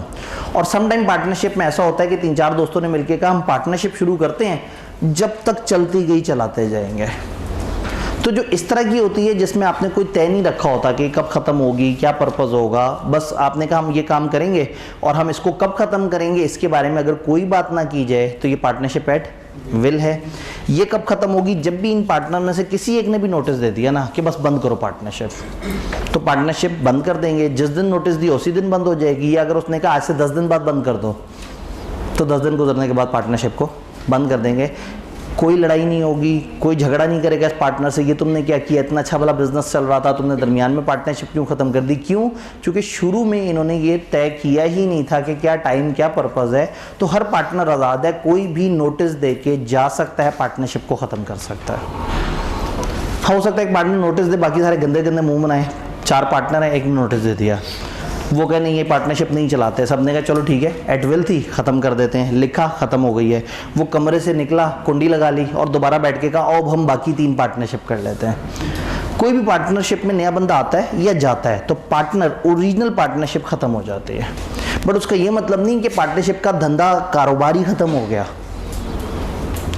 कहने का मतलब है नए पार्टनर के आने पे आप पार्टनरशिप एग्रीमेंट रिवाइज करेंगे, पुराने पार्टनर के जाने पर आप पार्टनरशिप एग्रीमेंट वाइट करेंगे। पिछली पार्टनरशिप जो उन 4 लोगों की थी वो ख़त्म हो गई है, नई पार्टनरशिप जो इन 3 लोगों की है वो स्टार्ट हो गई है। तो एट विल पे तो आसान है, लेकिन जो टाइम वाला है ना, जो पर्टिकुलर पार्टनरशिप है, उसमें सेंसिटिविटी है। आपने पार्टनरशिप के शुरू में सोचा था कि ये 4 साल हम पार्टनरशिप चलाएंगे, 4 साल तक मेहनत करेंगे क्योंकि 4 साल के बाद फ़ायदा होगा इसमें। एक भाई साहब दूसरे साल कहते हैं मैं तो जा रहा हूँ, अब इसको ब्रीच कंसिडर किया जाएगा, क्योंकि उन्होंने आपस में वादा किया था कि हम 4 साल तक इकट्ठे चलेंगे। अब जो बीच में छोड़ के जा रहा है तो फिर उसको जुर्माना भी पड़ेगा, जो उसके जाने से, उसके पैसे निकालने से जो नुकसान होगा वो नुकसान भी उसे भरना पड़ेगा। तो एट विल में कोई जुर्माना शुर्माना नहीं है, जो मर्जी जब मर्जी चला जाए। लेकिन पर्टिकुलर में है। अब ये एक्सप्रेसली ये बात किताब में नहीं लिखी, लेकिन आई के अपने 1-2 सवालों में इसको पूछने की ज़रूर कोशिश की है कि एक बंदा अगर बीच में चला गया तो बाकियों ने कहा तुम्हारी वजह से नुकसान हुआ, तब तुम नुकसान भरो, तो क्या वो भरेगा? तो पार्टनरशिप एट विल में नुकसान नहीं भरा जाएगा, लेकिन पर्टिकुलर पार्टनरशिप में। अच्छा फर्ज करें टाइम पूरा हो गया पर्टिकुलर पार्टनरशिप का, स्पेसिफिक पार्टनरशिप का, और इन्होंने पार्टनरशिप फिर भी बंद नहीं की, एम ही बस चलाते जा रहे हैं, तो ये खुद ब खुद बन गई है पार्टनरशिप एट विल। और अगर पार्टनरशिप एट विल में बैठ के किसी दिन तय कर लें कि हम उस दिन बंद करेंगे जब सारे लोग नोटिस दे देंगे, तो समझे आपने एक इवेंट बना दिया, यानी आपने एक मकसद रख दिया कि जब तक सारे एग्री नहीं करेंगे तब तक चलाते रहेंगे। तो पार्टनरशिप एट विल वो होती है जिसमें जब जिसका दिल करे पार्टनरशिप ख़त्म कर दे, जबकि पर्टिकुलर में कोई ख़ास टाइम या कोई ख़ास इवेंट होता है जिसके तहत ये होता है। जल्दी से इसकी इंग्लिश देखते हैं। Where no provision is made between the partner for duration of their partnership, तो वो क्या कहलाएगी? Eight will. इन केसेस में कोई प्रोविजन नहीं होती कि पार्टनरशिप कब एंड होगी। कोई भी पार्टनर फ्री है कि वो पार्टनरशिप को डिसॉल्व कर सकता है एक नोटिस देने में। फर्म उस दिन से डिसॉल्व हो जाएगी जो नोटिस में दिन मेंशन है अगर कोई है, और अगर कोई डेट नहीं बताई तो जिस दिन नोटिस कम्युनिकेट किया उसी दिन पार्टनरशिप खत्म हो जाएगी। अगर एग्रीमेंट ये कहे कि पार्टनरशिप सिर्फ और सिर्फ तभी खत्म होगी जब सारों की कॉन्सेंट होगी, तो भी ये पार्टनरशिप एट विल नहीं कहलाएगी, क्योंकि ये फिर बन जाएगी पर्टिकुलर पार्टनरशिप या स्पेसिफिक पार्टनरशिप। ये क्या होती है? Way partnership is created for particular purpose या specific time period. Such partnership comes to an end जब वो प्रोजेक्ट कंप्लीट हो जाता है या टाइम पूरा हो जाता है। अगर पार्टनर्स फिर भी डिसाइड करेंगे हम उसके बाद भी चलाते रहेंगे तो वो ऑटोमेटिकली क्या बन जाएगी? Partnership at will, particular partnership और पार्टनरशिप एट विल में कोई सवाल, कोई कंफ्यूजन है तो मुझे बताइए। दोनों तरह की समझ आ रही है पार्टनरशिप? पहले की लास्ट बोले जी, पार्टनरशिप एट विल की लास्ट बोले। अगर एग्रीमेंट में लिखा हो कि पार्टनरशिप सिर्फ और सिर्फ तब डिसॉल्व होगी जब सारे लोग इकट्ठे होकर मान जाएंगे कि आओ बंद करते हैं इसे, तो इसका मतलब है किसी एक की आज़ादी तो नहीं ना रही, आपने एक इवेंट बना दिया और जो भी किसी खास इवेंट के लिए बनी होती थी वो पर्टिकुलर, तो जब ये कह देंगे कि जिस दिन सब इकट्ठे हुए उस दिन पार्टनरशिप बंद होगी, तो ये कह देने से ये पार्टनरशिप एट विल नहीं रही, क्योंकि एट विल में तो हर बंदा आज़ाद था, तो इसमें तो आज़ाद नहीं है, जब तक सारे नहीं मानेंगे बंद नहीं होगी, तो ये फिर एट विल वाली नहीं रही। एट विल और पर्टिकुलर में कोई कन्फ्यूजन क्लियर है? आगे चलते हैं। पार्टनरशिप में पार्टनर्स की किस्में, आज बड़ा अच्छा लग रहा है कि मैं एक चीज़ समझा रहा हूँ, आप समझ रहे हैं, उसके बाद फिर मैं रुक के सवाल पूछ रहा हूँ, आप लोग सवाल भी पूछ रहे हैं, तो इससे फ्लो भी नहीं टूट रहा, चीज़ भी समझ आती जा रही है। पार्टनर्स की डिफरेंट किस्में, मशहूर ज़माना किस्में है, एक एक्टिव पार्टनर होता है, ये एक्चुअल पार्टनर होता है जो काम कर रहा होता है। फिर कुछ स्लीपिंग और साइलेंट पार्टनर होते हैं जो काम नहीं कर रहे होते हैं, इनमें से कुछ लोग नज़र आ रहे होते हैं, कुछ नज़र नहीं आ रहे होते। फिर कुछ नॉमिनल पार्टनर होते हैं जिनको बहुत ही थोड़ा सा प्रॉफिट का हिस्सा मिल रहा होता है, इसलिए कि उन्होंने कोई नाम शाम वगैरह दिया होता है। फिर कभी कभी एक सब पार्टनर होता है, एक पार्टनर अपने अंडर एक पार्टनर ले आता है, हम उसको ऑफिशियली पार्टनर काउंट नहीं कर रहे होते। फिर कुछ पार्टनर्स ऐसे हैं जिनको हम कहते हैं एस्टॉपल वाला पार्टनर या होल्डिंग आउट वाला पार्टनर, वो आज का टारगेट नहीं है, कल हमने एस्टॉपल और होल्डिंग आउट चैप्टर 13 में जाके उसको ज़रा ज़्यादा थॉरली समझना है। फिर कुछ पार्टनर इन प्रॉफिट ओनली होंगे जो लॉस के हिस्सेदार नहीं होंगे। तो पार्टनर्स के अलग अलग नाम हैं, अलग अलग चीज़ें हैं, बस जल्दी जल्दी से इनको देखते हैं। Actually ostensible partner, light one of कर देते हैं, जज़ाकल्लाह। एक्चुअल या ऑस्टेंसिबल पार्टनर, एक्चुअल या दिखने वाला पार्टनर, वो पार्टनर जो एक्टिवली एंगेज है कंडक्ट ऑफ बिजनेस में, वो क्या कहलाएगा? Actual partner. ये एजेंट है सबके लिए और ये अपने आप को और बाकियों को बाइंड कर सकता है, जब भी ये काम करेगा तो सबके सब इसके काम पे बाउंड हो जाएंगे। तो एक्चुअल पार्टनर जो दिख रहा है, सामने नजर आ रहा है, एक्टिवली काम कर रहा है, तो एक्टिव या एक्चुअल पार्टनर उसे कहते हैं जो सबको सामने नजर आ रहा है और वो काम कर रहा है, वो लोगों से कॉन्ट्रैक्ट कर रहा है और उसके एक्शन पे फर्म जिम्मेदार है। फिर हमारे पास आ जाता है स्लीपिंग और साइलेंट पार्टनर। साइलेंट पार्टनर कौन है? जो बाय एग्रीमेंट उसकी कोई वॉइस नहीं होती मैनेजमेंट में, यानी कि 5 पार्टनर में से शायद 2 ऐसे पार्टनर्स हैं जो डे टू डे अफेयर्स नहीं देख रहे, हर चीज़ में इन्वॉल्व नहीं है। जो हर चीज़ में इन्वॉल्व नहीं है और बहुत ज़्यादा बीच में इन नहीं हो रहे, उनको हम कहेंगे साइलेंट। सबको पता होता है इन 5 में से कि 3 लोगों से डील करना है, उन 2 से डील नहीं करना, क्योंकि वो 2 साइलेंट पार्टनर हैं, उनकी मैनेजमेंट में वॉइस नहीं है। वो अपने तौर पे आपस में मशवरा ज़रूर करते होंगे, लेकिन थर्ड पर्सन के सामने 3 बंदे काम करते हैं और 2 बंदे काम नहीं करते। जो 2 काम नहीं करते वो साइलेंट है। इसका ये मतलब नहीं कि उनकी रिस्पॉन्सिबिलिटी नहीं है, उनमें से किसी एक को भी पकड़ के उनसे सारी जिम्मेदारी ली जा सकती है, उसी तरह से प्रॉफिट भी शेयर करेंगे। ये पार्टनर हैं, सिर्फ फ़र्क क्या है, ये काम नहीं करते। ज़्यादातर जो इन्वेस्टर्स होते हैं वो इस तरह से करते हैं कि वो इन्वेस्टमेंट करते हैं और कहते हैं हम काम नहीं करेंगे, काम तुम लोग करोगे, हमारा पैसा है, मिल के चलेंगे। तो एक्टिव पार्टनर है जो असल में काम कर रहा था, साइलेंट पार्टनर है जो काम नहीं कर रहा। साइलेंट की एक एक्सट्रीम फॉर्म होती है स्लीपिंग या डॉर्मेंट पार्टनर। ये वो शख्स है जो ना सिर्फ काम नहीं करता बल्कि दुनिया को इसकी एग्जिस्टेंस भी नहीं पता होती। मैं नॉर्मली कहता हूँ साइलेंट सामने नज़र आ रहा है लेकिन खामोश है। स्लीपिंग तो साथ वाले कमरे में जाके सो रहा है। लोग मानते हैं कि इस फर्म में 3 पार्टनर हैं, जबकि असल में उसमें 5 या 4 पार्टनर्स होते हैं और वो जो चौथा या 5वां पार्टनर होता है वो होते हैं स्लीपिंग पार्टनर। वो सामने भी नहीं आते और काम भी नहीं करते। ये सामने आते थे, काम नहीं करते थे। वो सामने भी नहीं आ रहे, काम भी नहीं कर रहे। इनकी एग्जिस्टेंस ही नहीं पता होती थर्ड पार्टीज़ को, जबकि साइलेंट की एग्जिस्टेंस पता होती है। Not known as such as partner to third party dealing with the firm may or may not take active part in conduct of business। Firm के मामलों में एक्टिवली इन्वॉल्व होना चाहे ना होना चाहे उनकी मर्जी है, दुनिया को नज़र नहीं आ रहे। हाँ, ये 3 लोग जब साथ वाले कमरे में जाएंगे तो ज़रूर मशवरा देंगे इन्हें, हर चीज़ में बढ़ चढ़ के बात करेंगे, लेकिन दुनिया की नज़र में ये पार्टनर्स एग्जिस्ट नहीं करते। ही लाइक अदर पार्टनर कैपिटल भी लेके आता है, प्रॉफिट में भी हिस्सा होता है, इक्वली लाइबल भी होता है। जब भी छोड़ के जा रहा हो तो इसे पब्लिक नोटिस देने की ज़रूरत नहीं है, क्योंकि लोगों को तो इसका पता ही नहीं था। तो जब जा रहा है तो भी लोगों को बताने की ज़रूरत नहीं है कि मैं छोड़ के जा रहा हूँ। और फर्म जब छोड़ देगा तो इसकी रिटायरमेंट के बाद के एक्शंस के लिए फर्म के ये जिम्मेदार नहीं होगा। स्लीपिंग और साइलेंट में अगर कोई सवाल है तो बताएं। बाकी अगर कोई छोड़ देगा तो अपनी रिटायरमेंट के बाद ही लाइबल होगा? जी, जब भी कोई छोड़ेगा तो वो नोटिस देगा, लेकिन इसको छोड़ने के लिए नोटिस देने की ज़रूरत नहीं। किताब ने सोचा अब जब रिटायरमेंट के नोटिस का जिक्र ही आ रहा है तो एक एक्स्ट्रा लाइन भी फिट कर दी। हालांकि हर पार्टनर जब जब भी रिटायर होगा वो अपनी रिटायरमेंट के बाद के एक्शंस के लिए जिम्मेदार नहीं होगा। तो चूंकि बस इधर एक जगह जिक्र आया तो उन्होंने ये वाली लाइन भी साथ कर दी, तो ये वाली लाइन हर बंदे के लिए वैलिड है, लेकिन इसके लिए नोटिस देना शर्त नहीं है, क्योंकि लोगों को तो पता ही नहीं था इसके बारे में। जी सर, स्टॉक एक्सचेंज में जो इंडिविजुअल्स इन्वेस्टमेंट करते हैं वो स्लीपिंग पार्टनर में? जी, अब स्टॉक एक्सचेंज में जब इन्वेस्टमेंट हो रही होती है, अब ये डिपेंड करता है कि इन्वेस्टमेंट किस मोड में हो रही है, कौन कर रहा है। फॉर एग्जांपल ये वाले भाई को एक आदमी ने आके कहा यार तुम इन्वेस्ट करो स्टॉक एक्सचेंज में, मेरे वहाँ पे मैं तुम्हें फ़ोन पे बताऊँगा कहाँ कहाँ इन्वेस्ट करना है, बस दुनिया को पता लगना चाहिए तुम इन्वेस्टर हो। तो जब सामने ये वाले भाई हैं और पीछे कोई और है और वो इन्हें मशवरे दे ना दे वो अलग चक्कर है, लेकिन दुनिया की नज़र में यही है सामने, तो वो जो नज़र नहीं आ रहा वो कौन है? Sleeping partner. तो अगेन अब ये इम्पॉर्टेंट है कि उस अरेंजमेंट में वो बंदे सामने डिस्क्लोज़ होना चाहते हैं या नहीं। अगर डिस्क्लोज सिरे से नहीं होना चाहते तो वो स्लीपिंग पार्टनर कहलाएंगे।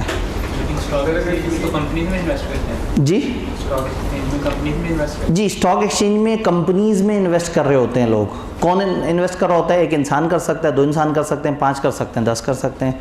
6 लोगों की फर्म है, वो उनका एक ही कारोबार है, क्या करते हैं? स्टॉक एक्सचेंज में इन्वेस्ट। तो इन 6 बंदों में 2 नज़र ही नहीं आते और 4 नज़र आते हैं।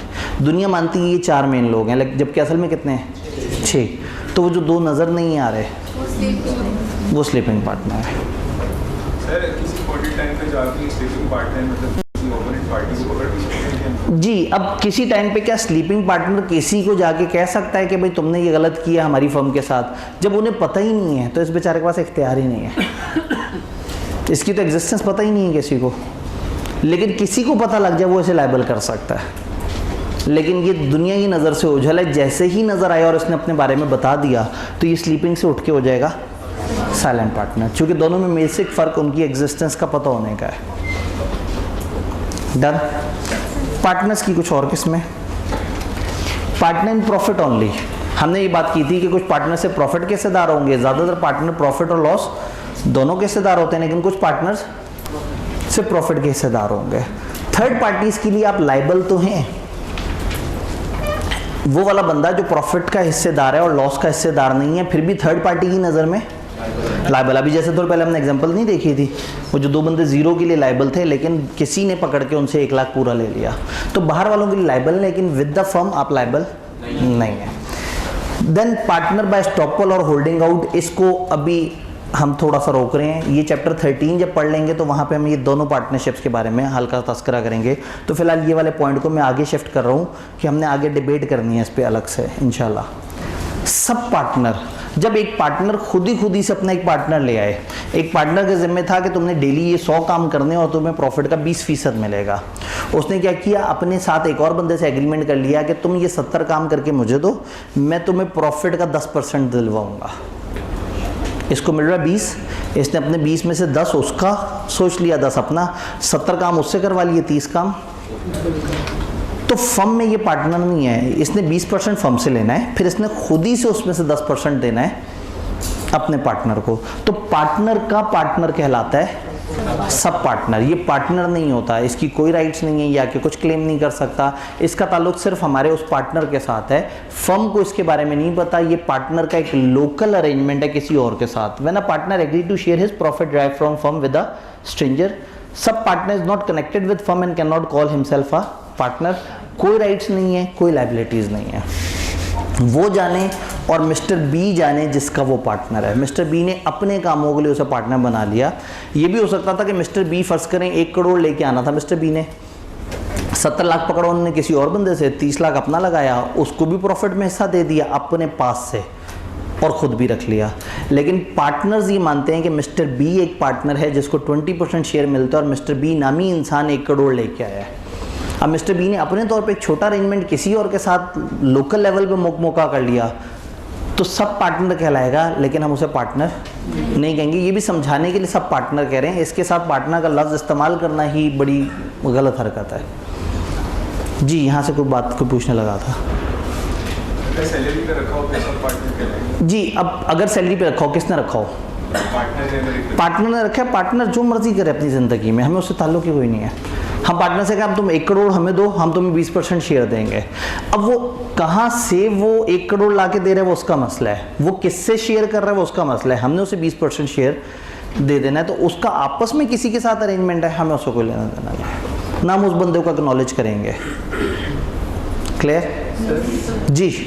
सर वो जो पार्टनरशिप है वो है ही स्किल्स की बेस पे, तो वो अगर पार्टनरशिप है ही स्किल्स की बेस पे तो जाहिर है ऐसे में फिर सब पार्टनर से वो काम तो करवा ही नहीं सकेगा, क्योंकि सब पार्टनर टाइप है, उसको भी स्किल आती है लेकिन अनाड़ी है सब पार्टनर, तो उसके लिए उसको कॉन्सेंट जानना जरूरी नहीं होगा बाकी पार्टनर्स की। देखिए बात ये है कि हाँ 5 पार्टनर्स हैं और एक पार्टनर 20% का हिस्सेदार है। उस 20% के पार्टनर ने हमें 100 काम करके देने हैं, वो 100 काम जैसे मर्जी हमें बनवा के दे दे।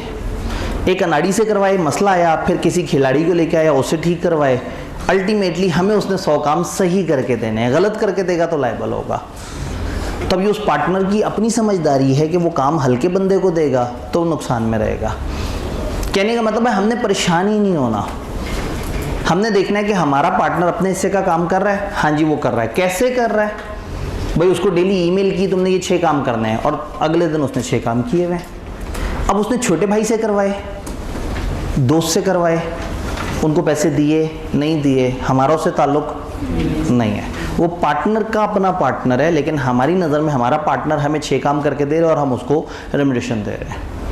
तो इसलिए इस पार्टनर से फर्म का दूर दूर तक कोई ताल्लुक नहीं है, ना इसके एक्शन पे हम जिम्मेदार हैं, ना ये हमारे एक्शन पे जिम्मेदार है। पार्टनर जानता होगा इसे, हम इसे जानते ही नहीं, और जानेंगे तो पहचानेंगे भी नहीं, क्योंकि ये हमारा पार्टनर नहीं है। क्लियर? तो इसकी कोई लीगल हैसियत नहीं है सब पार्टनर की। नॉमिनल पार्टनर, नॉमिनल कहते हैं थोड़े से को, थोड़ा सा पार्टनर, एक ऐसा पार्टनर जो थोड़ी सी चीज़ों का पार्टनर हो। ऐसा कब होता है? ऐसा तब होता है जब कोई बंदा अपना नाम दे देता है। एक दफ़ा ज़रा 1 ऑन कर दीजिएगा, जज़ाकल्लाह। एक बंदा जब अपना नाम दे देता है, समटाइम कुछ लोग कहते हैं कि हम ना कैपिटल लेके आएंगे, ना प्रॉफिट कमाने में किसी किस्म की हेल्प करेंगे, हम सिर्फ अपना नाम दे देंगे और हमारे नाम पे बिजनेस चल पड़ेगा। तो फॉर एग्जांपल एक सेलिब्रिटी है, उसको जो है वो एक शैम्पू बनाने वाली कंपनी अप्रोच करती है और कहती है कि जी आप हमारा साथ दे दें, आप हमारे ऐड में आया करें और आप दुनिया को कहें कि ये मेरा काम है, मैंने अपनी शैम्पू बनाने की कंपनी शुरू की है। तो फिर क्या होगा? चूँकि आप हमें नाम दे रहे हैं, हम आपके नाम को यूज़ कर रहे हैं, तो हम प्रॉफिट का 5% आपको दे दिया करेंगे। ना आपने पैसे लेके आने हैं, ना आपने प्रॉफिट कमाने की कोशिश करनी है, ना आपने मार्केटिंग करनी है, सारी दिक्कत सारी जहमत सब हम करेंगे और आपको चूँकि आपने नाम दिया है हम प्रॉफिट का 5% दे दिया करेंगे। तो ये बन जाएगा नॉमिनल पार्टनर, जिसने क्या किया? अपना नाम दिया। अब नॉमिनल पार्टनर भी पार्टनर तो है, दुनिया की नज़र में पार्टनर है। कितने का हिस्सेदार है ये? 5% का। वो शैम्पू लोगों ने इस्तेमाल किया और उनके बाल गिर गए, तो वो किसको ढूंढेंगे? उस सेलिब्रिटी को ढूंढेंगे ना भाई, तुम्हारे बिजनेस से हमने खरीदा है, तो सेलिब्रिटी को तो देना पड़ेगा 100% कंपनसेशन उन्हें। वो जब दे देगा उनको कंपनसेशन, फिर किससे आके मांगेगा? बाकी के पार्टनर से।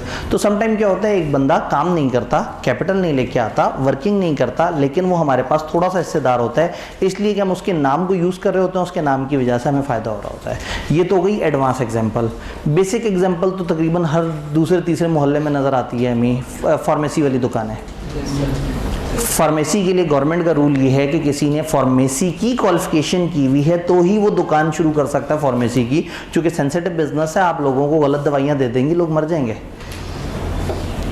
तो ऐसे में फार्मेसी का बिजनेस करने के लिए यू नीड अ फार्मासिस्ट और उसके नाम पे सर्टिफिकेट मिलता है। लेकिन प्रॉब्लम ये है कि फार्मेसी वाला तो पढ़ता रहा, उसके पास डिग्री है, पैसे नहीं है, और एक सेठ है जिसके पास पैसे हैं, डिग्री नहीं है। तो सेठ को दुकान चाहिए, फार्मासिस्ट को पैसे चाहिए। तो फार्मासिस्ट से आके कहता है देखो मेरी दुकान में तुम्हारे नाम की तख्ती लगा दूंगा, लिख दूंगा कि ये इन साहब की दुकान है, तुम बस घर बैठे रहो, आने की कोशिश मत करना हमारे पास, तुम्हें 5% शेयर दे दिया करेंगे। तो वो शख्स जिसके नाम पे आपने बिजनेस रजिस्टर कराया, चूंकि उसने वो क्वालिफिकेशन की थी तो आपने उसको क्वालिफिकेशन का ये दिया। सेठ नहीं कर सकता था काम शुरू, सेठ को चाहिए था एक फार्मासिस्ट, तो फार्मासिस्ट ने अपना नाम दिया, अपनी डिग्री दी, आपने उसकी बेस पे सर्टिफिकेट ले लिया और उसकी बेस पे आपने कारोबार शुरू कर दिया। चूंकि आप उसके नाम की वजह से कमा रहे हैं, लेकिन वो भाई साहब ना पैसे ला के दे रहे हैं, ना कोई एक्टिवली इन्वॉल्व हैं, तो उनको अच्छा शेयर नहीं देंगे, बड़ा थोड़ा सा मुनासिब सा शेयर देंगे। ऐसे पार्टनर को कहते हैं नॉमिनल पार्टनर, जो ना कैपिटल ला के देता है ना प्रॉफिट कमाने में कंट्रीब्यूट करता है, लेकिन फिर भी हम उसको प्रॉफिट का हिस्सा दे देते हैं जस्ट बिकॉज कि उसने अपना नाम दिया होता है हमारे इदारे को। क्या ये बात समझ आ रही है? तो ये हमारी आखिरी डिस्कशन थी इस चैप्टर की। हमने एक पॉइंट कैरी फॉरवर्ड किया है, एस्टॉपल होल्डिंग आउट वाला, वो इंशाल्लाह हमारा कल कवर हो जाएगा। जल्दी से, इससे पहले के शोरिशें उठें, हम जल्दी से चैप्टर नंबर 12 ओपन कर लें। Relation of partner to one another, आसान सा मज़ेदार सा चैप्टर है, बस कुछ बातें जहन में रखनी है। जैसे कुछ चीज़ें होती हैं ना एक्सप्रेस और कुछ चीज़ें होती हैं इम्प्लाइड, तो मैं कुछ बातें कहूँगा जो इम्प्लाइड होती हैं पार्टनरशिप में, आपने जहन में रखना है। यानी पार्टनरशिप, अभी हमने पढ़ा कि पार्टनरशिप के एग्रीमेंट अगर लिख लें तो बहुत अच्छी बात है, लेकिन एग्रीमेंट नहीं होगा तो किसके रूल्स फॉलो करेंगे? पार्टनरशिप के। तो पार्टनरशिप के कुछ कॉमन रूल्स हैं जो हमेशा फॉलो होंगे in the absence of any agreement between partners. अगर पार्टनर्स कुछ बात तय करना भूल गए हैं तो कॉमन रूल्स मैं आपको बता दूं, लेकिन कोई भी पार्टनर उस रूल के अगेंस्ट अगर कुछ तय कर लेगा तो वो फॉलो होगा। पहला कॉमन रूल, एक लाइट और जला दें, 3 भी जला दें, अब ज़रा सुनहरी बातें हो रही हैं। पहला कॉमन रूल, सारे लोग बराबर हिस्सेदार होते हैं। आप कहेंगे नहीं नहीं सर, कुछ लोग 20% के होते हैं, कुछ 50 के। अगर तय करेंगे तो वैसे होंगे और तय ना करें तो कॉमन रूल क्या है? जितने पार्टनर्स हैं वो बराबर के हिस्सेदार, एक कॉमन रूल। दूसरा, जब आप प्रॉफिट के हिस्सेदार हैं तो ऑटोमेटिकली ये भी अज्यूम किया जाएगा कि आप लॉस के हिस्सेदार के हैं। तीसरा कॉमन रूल, जो लोग भी पार्टनरशिप में मेहनत कर रहे हैं, एक्टिव पार्टनर है, एफर्ट कर रहे हैं, उनको बाय डिफॉल्ट सैलरी नहीं मिलती अनलेस कि आप तय कर लें। नंबर 4, जो कैपिटल लेके आते हैं उनको इंटरेस्ट नहीं मिलता। नॉर्मल रूल यही है। नॉर्मल रूल ये है कि पार्टनर्स पार्टनरशिप में रहते हुए कोई और कंपीटिंग बिजनेस नहीं करेंगे। कोई और काम कर सकते हैं लेकिन कंपीटिंग बिजनेस, यानी कंपीटिंग बिजनेस सिरे से नहीं कर सकते, लेकिन कोई और काम जिंदगी में करना चाहें तो कर सकते हैं, सिवाय उसके जहां उनको रोक दिया गया हो। ये बात समझ आई? एक पार्टनर लॉस का जिम्मेदार है या नहीं है, वो दुनिया की नज़र में हमेशा जिम्मेदार है और वो हमेशा बाकियों से रिकवर कर सकता है जो उसने अमाउंट पे की।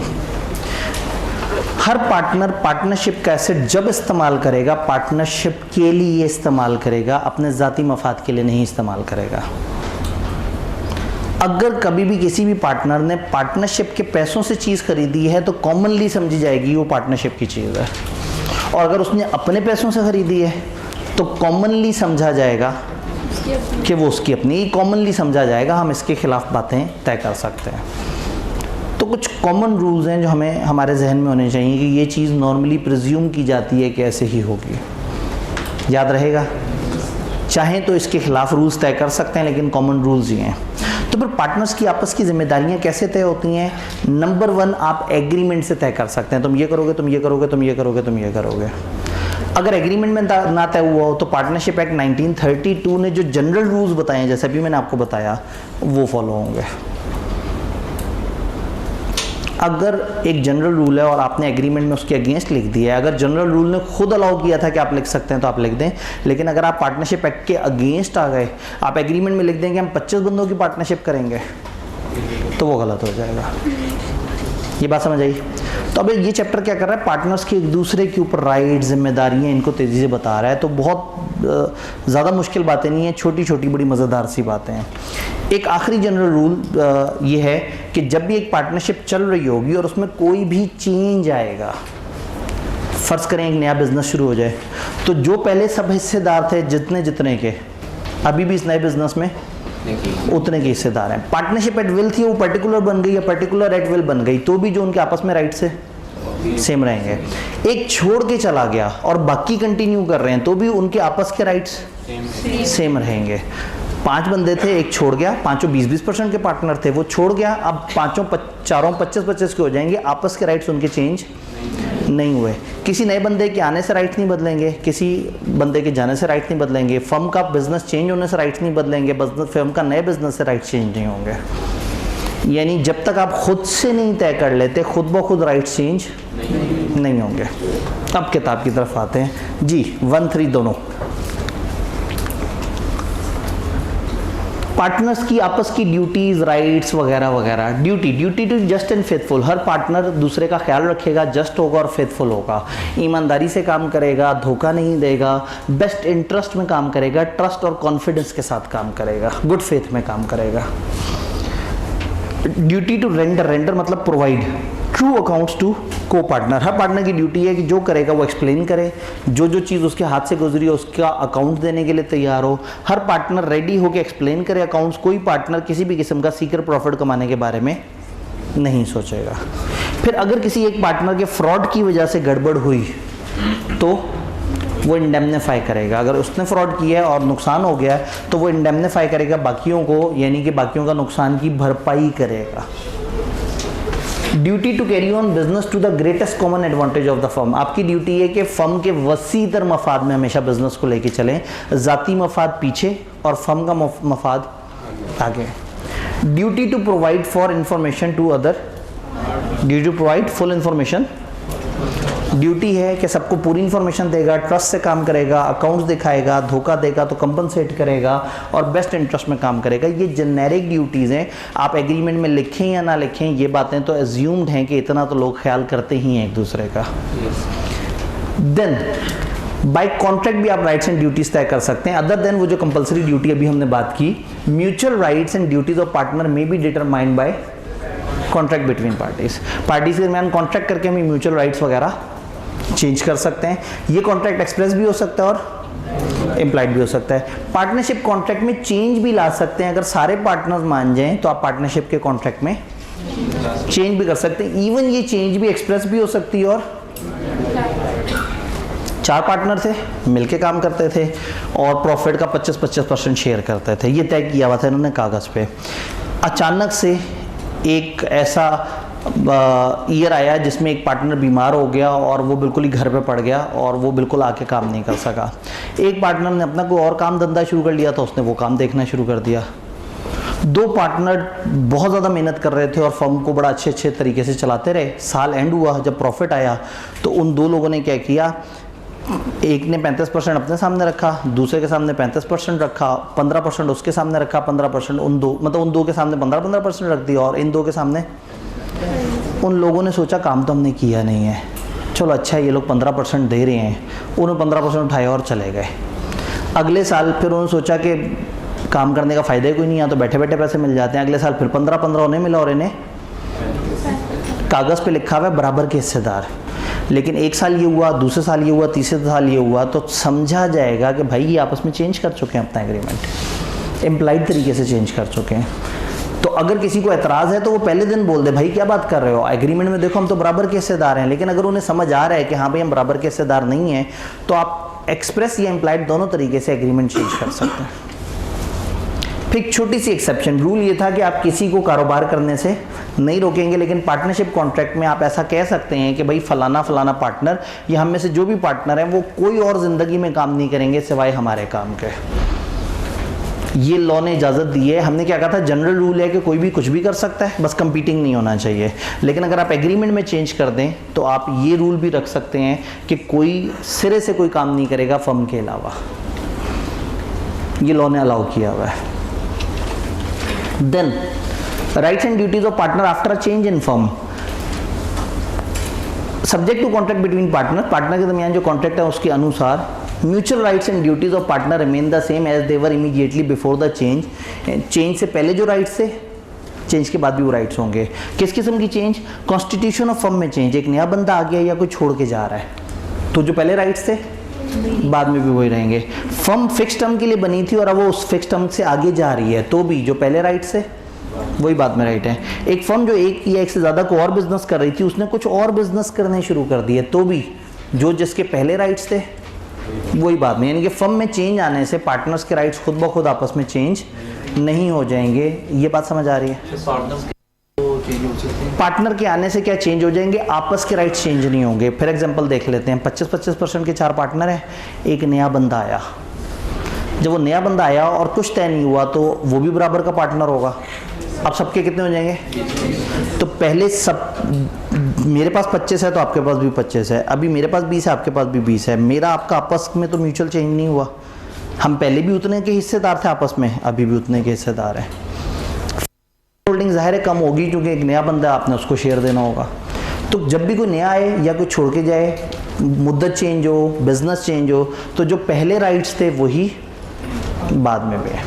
यानी ये चैप्टर में ना तकरीबन जनरल डिस्कशन है। शुरू में 2 सफ़े तक तो बस आप जनरल छोटी छोटी सी बातें डिस्कस कर रहे हैं। Rights and duties related to conduct of business, business के कंडक्ट से रिलेटेड आप एग्रीमेंट में चेंजेस ला सकते हैं।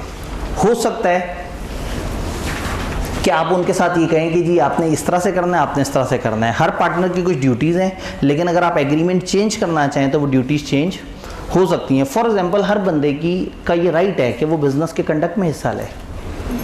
कैपिटल कम है या ज़्यादा, उसका हक है कि वो देखे मेरा बिज़नेस कैसा चल रहा है।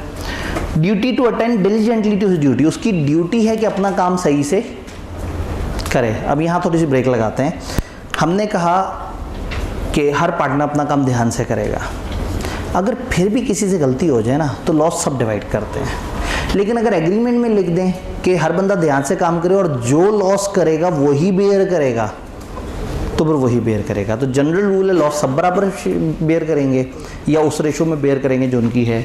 और स्पेशल रूल क्या है कि अगर आप पार्टनरशिप एग्रीमेंट में लिख देंगे कि भाई हर बंदा ध्यान से काम करे और जिसकी वजह से नुकसान हुआ वही भरेगा, तो ये स्पेशल रूल तय किया जा सकता है। Done. Right to be consulted in matter firm, firm के मामलात में मेरे से मशवरा लिया जाएगा, ये उसका हक है। Right to have access to the books of the firm, firm के बुक्स रिकॉर्ड्स देखने का उसको इख्तियार है, ये उसके पास एक्सेस राइट होना चाहिए। देन राइट फॉर रिमरेशन, अभी तो मैंने आपसे कहा था बाय डिफॉल्ट तो रिमरेशन नहीं होती। अब partner is not entitled to receive remuneration for taking part. जब बिजनेस में हिस्सा लेता है तो उसकी मुआवजा नहीं लेता, वो तो प्रॉफिट का शेयर ले रहा है। लेकिन some time remuneration is allowed to working partner subject to, तो एग्रीमेंट में लिख देंगे तो मुआवजा मिलेगा, नहीं लिखेंगे तो मुआवजा नहीं मिलेगा। Sharing profit and losses, normally her partner का राइट है कि प्रॉफिट इक्वली शेयर करे, लेकिन अगर आप डिफरेंट शेयर कर दें तो वो शेयर प्रॉफिट का एग्रीमेंट इंप्लाई करता है कि एग्रीमेंट टू शेयर लॉसेज भी है, अनलेस कि आप कुछ लोगों को एग्जाम कर दें, कुछ को नहीं है। वही जनरल रूल है कि नहीं हिस्सा तय हुआ तो सब बराबर है, नहीं तय हुआ तो प्रॉफिट और लॉस दोनों के हिस्सेदार हैं, लेकिन जो तय हो गया फिर वो चलेगा। Right to interest on capital, normally capital नहीं अलाउ होता, आप इंटरेस्ट अलाउ नहीं होता आपके कैपिटल पे, लेकिन अगर आपस में तय कर लेंगे यहाँ पे इस बंदे ने इतना ज़्यादा कैपिटल दिया हुआ है तो उसको हम इंटरेस्ट भी देंगे ओवर एंड अबव, तो अगर तय हुआ है तो देंगे, अगर तय नहीं हुआ तो नहीं देंगे। फिर इसमें कॉन्सेप्ट होता है इंटरेस्ट ऑन एडवांसेस। अगर फर्म के काम के दौरान अचानक से किसी से उधार पकड़ना पड़ गया, हाँ भी मिस्टर पार्टनर 5 लाख दे दें, ये काम में इस्तेमाल होगा, कुछ अर्से बाद आपको वापस कर देंगे। अगर उसने लोन दिया, लोन कैपिटल नहीं, कैपिटल तो उसका हिस्सा है ना, अगर उसने लोन दिया और कुछ नहीं तय किया तो लॉ कहता है कि उसको 6% पर एनम इंटरेस्ट मिलेगा, अगर कुछ नहीं तय हुआ। और अगर तय हुआ है कि इतना इंटरेस्ट मिलेगा तो वो 1% तय हुआ हो चाहे 400% तय हुआ हो, अगर तय होगा तो वो मिलेगा, तय नहीं होगा तो एडवांसेस पे 6%, ये लॉ ने बता दिया। इसका मतलब है कैपिटल के ऊपर परसेंटेज डिफाइन नहीं है और हमेशा नहीं मिलती, लेकिन एडवांस पे आप तय ना करें तो 6% और तय करें तो जो तय करेंगे वो होगा। पर राइट टू इंडेमनिटी, अगर किसी भी जगह एक पार्टनर को बाकियों की वजह से कोई खर्चा करना पड़ गया है, नुकसान हो गया, किसी को पैसे देने पड़ गए, तो उसका क्या राइट है? बाकियों से इंडेमनिटी ले। और इसी तरह से अगर किसी ने जानबूझ के गलत हरकत की तो उसकी ड्यूटी है कि वो बाकियों को इंडेमनीफाई करे। इंडेमनिटी का मतलब है किसी का नुकसान पूरा करना। तो हर बंदे का राइट है कि उसको दूसरों से नुकसान हो तो वो उसे कंपनसेट करें, और हर बंदे की ड्यूटी है कि वो दूसरों का नुकसान करे, वो कंपनसेट करे। देन सीक्रेट प्रॉफिट्स वगैरह, अगर एक पार्टनर ने फर्म की प्रॉपर्टी, पार्टनरशिप की प्रॉपर्टी, प्रॉपर्टी किसे कहते हैं भला? एसेट, पार्टनरशिप के एसेट्स को, नेम को या कनेक्शन को यूज करके अपना जाती प्रॉफिट बना लिया है, तो बाकी पार्टनर वो प्रॉफिट उससे मांग सकते हैं। प्रॉपर्टी डीलर थे 3, और वो एक जगह पे बैठते थे। तो एक दिन 2 प्रॉपर्टी डीलर नहीं आए हुए थे, एक बैठा हुआ था, तो एक शख्स आया, उसने डीलिंग की, और जो सामने इन 3 में से एक बैठा था उसने खुद ही उसको एक जगह दिखाई और कमीशन अपनी जेब में डाल लिया, फर्म को नहीं दिया। तो हम कहेंगे उसने सीक्रेट प्रॉफिट बनाया है, उसने फर्म के कनेक्शंस को यूज़ किया है। तो ये प्रॉफिट किसका है? फर्म का। इसी तरह से आप कंपीटिंग बिजनेस नहीं करेंगे, फर्म के मुकाबले पे बिजनेस ही लेके आएंगे, और अगर आप लेके आए तो फिर उसका प्रॉफिट आपको देना पड़ेगा। आप कोई और काम कर सकते हैं, लेकिन कंपीटिंग काम वही काम नहीं कर सकते जो आपकी फर्म कर रही है। और अगर आप करते हैं तो फिर जो भी आपका प्रॉफिट है वो आप फर्म को शेयर करेंगे। जी, यहाँ तक कोई सवाल? जी, क्या ऐसा एग्रीमेंट में लिख सकते हैं? लाइट्स ऑन कर दीजिएगा। जी, कोई भी कंपीटिंग बिजनेस कर सकता है? क्या एग्रीमेंट में ऐसा लिख सकते हैं कि कोई भी कंपीटिंग बिजनेस कर सकता है? लॉ ने एक्सप्रेसली मना किया हुआ है, वरना तो वो पार्टनरशिप नहीं है ना, वो मजाक है कि 3 लोग मिलके इकट्ठे हों, कहें हम ये काम करते हैं और लिख देते हैं कि हम में से कोई भी ये काम अपनी ज़ाती कैपेसिटी में अलग से भी कर लेगा। तो जब अलग से करेगा तो वो तो इनका दुश्मन बन जाएगा ना, यहाँ के क्लाइंट उठा के अपने बिजनेस की तरफ लेके जाएगा।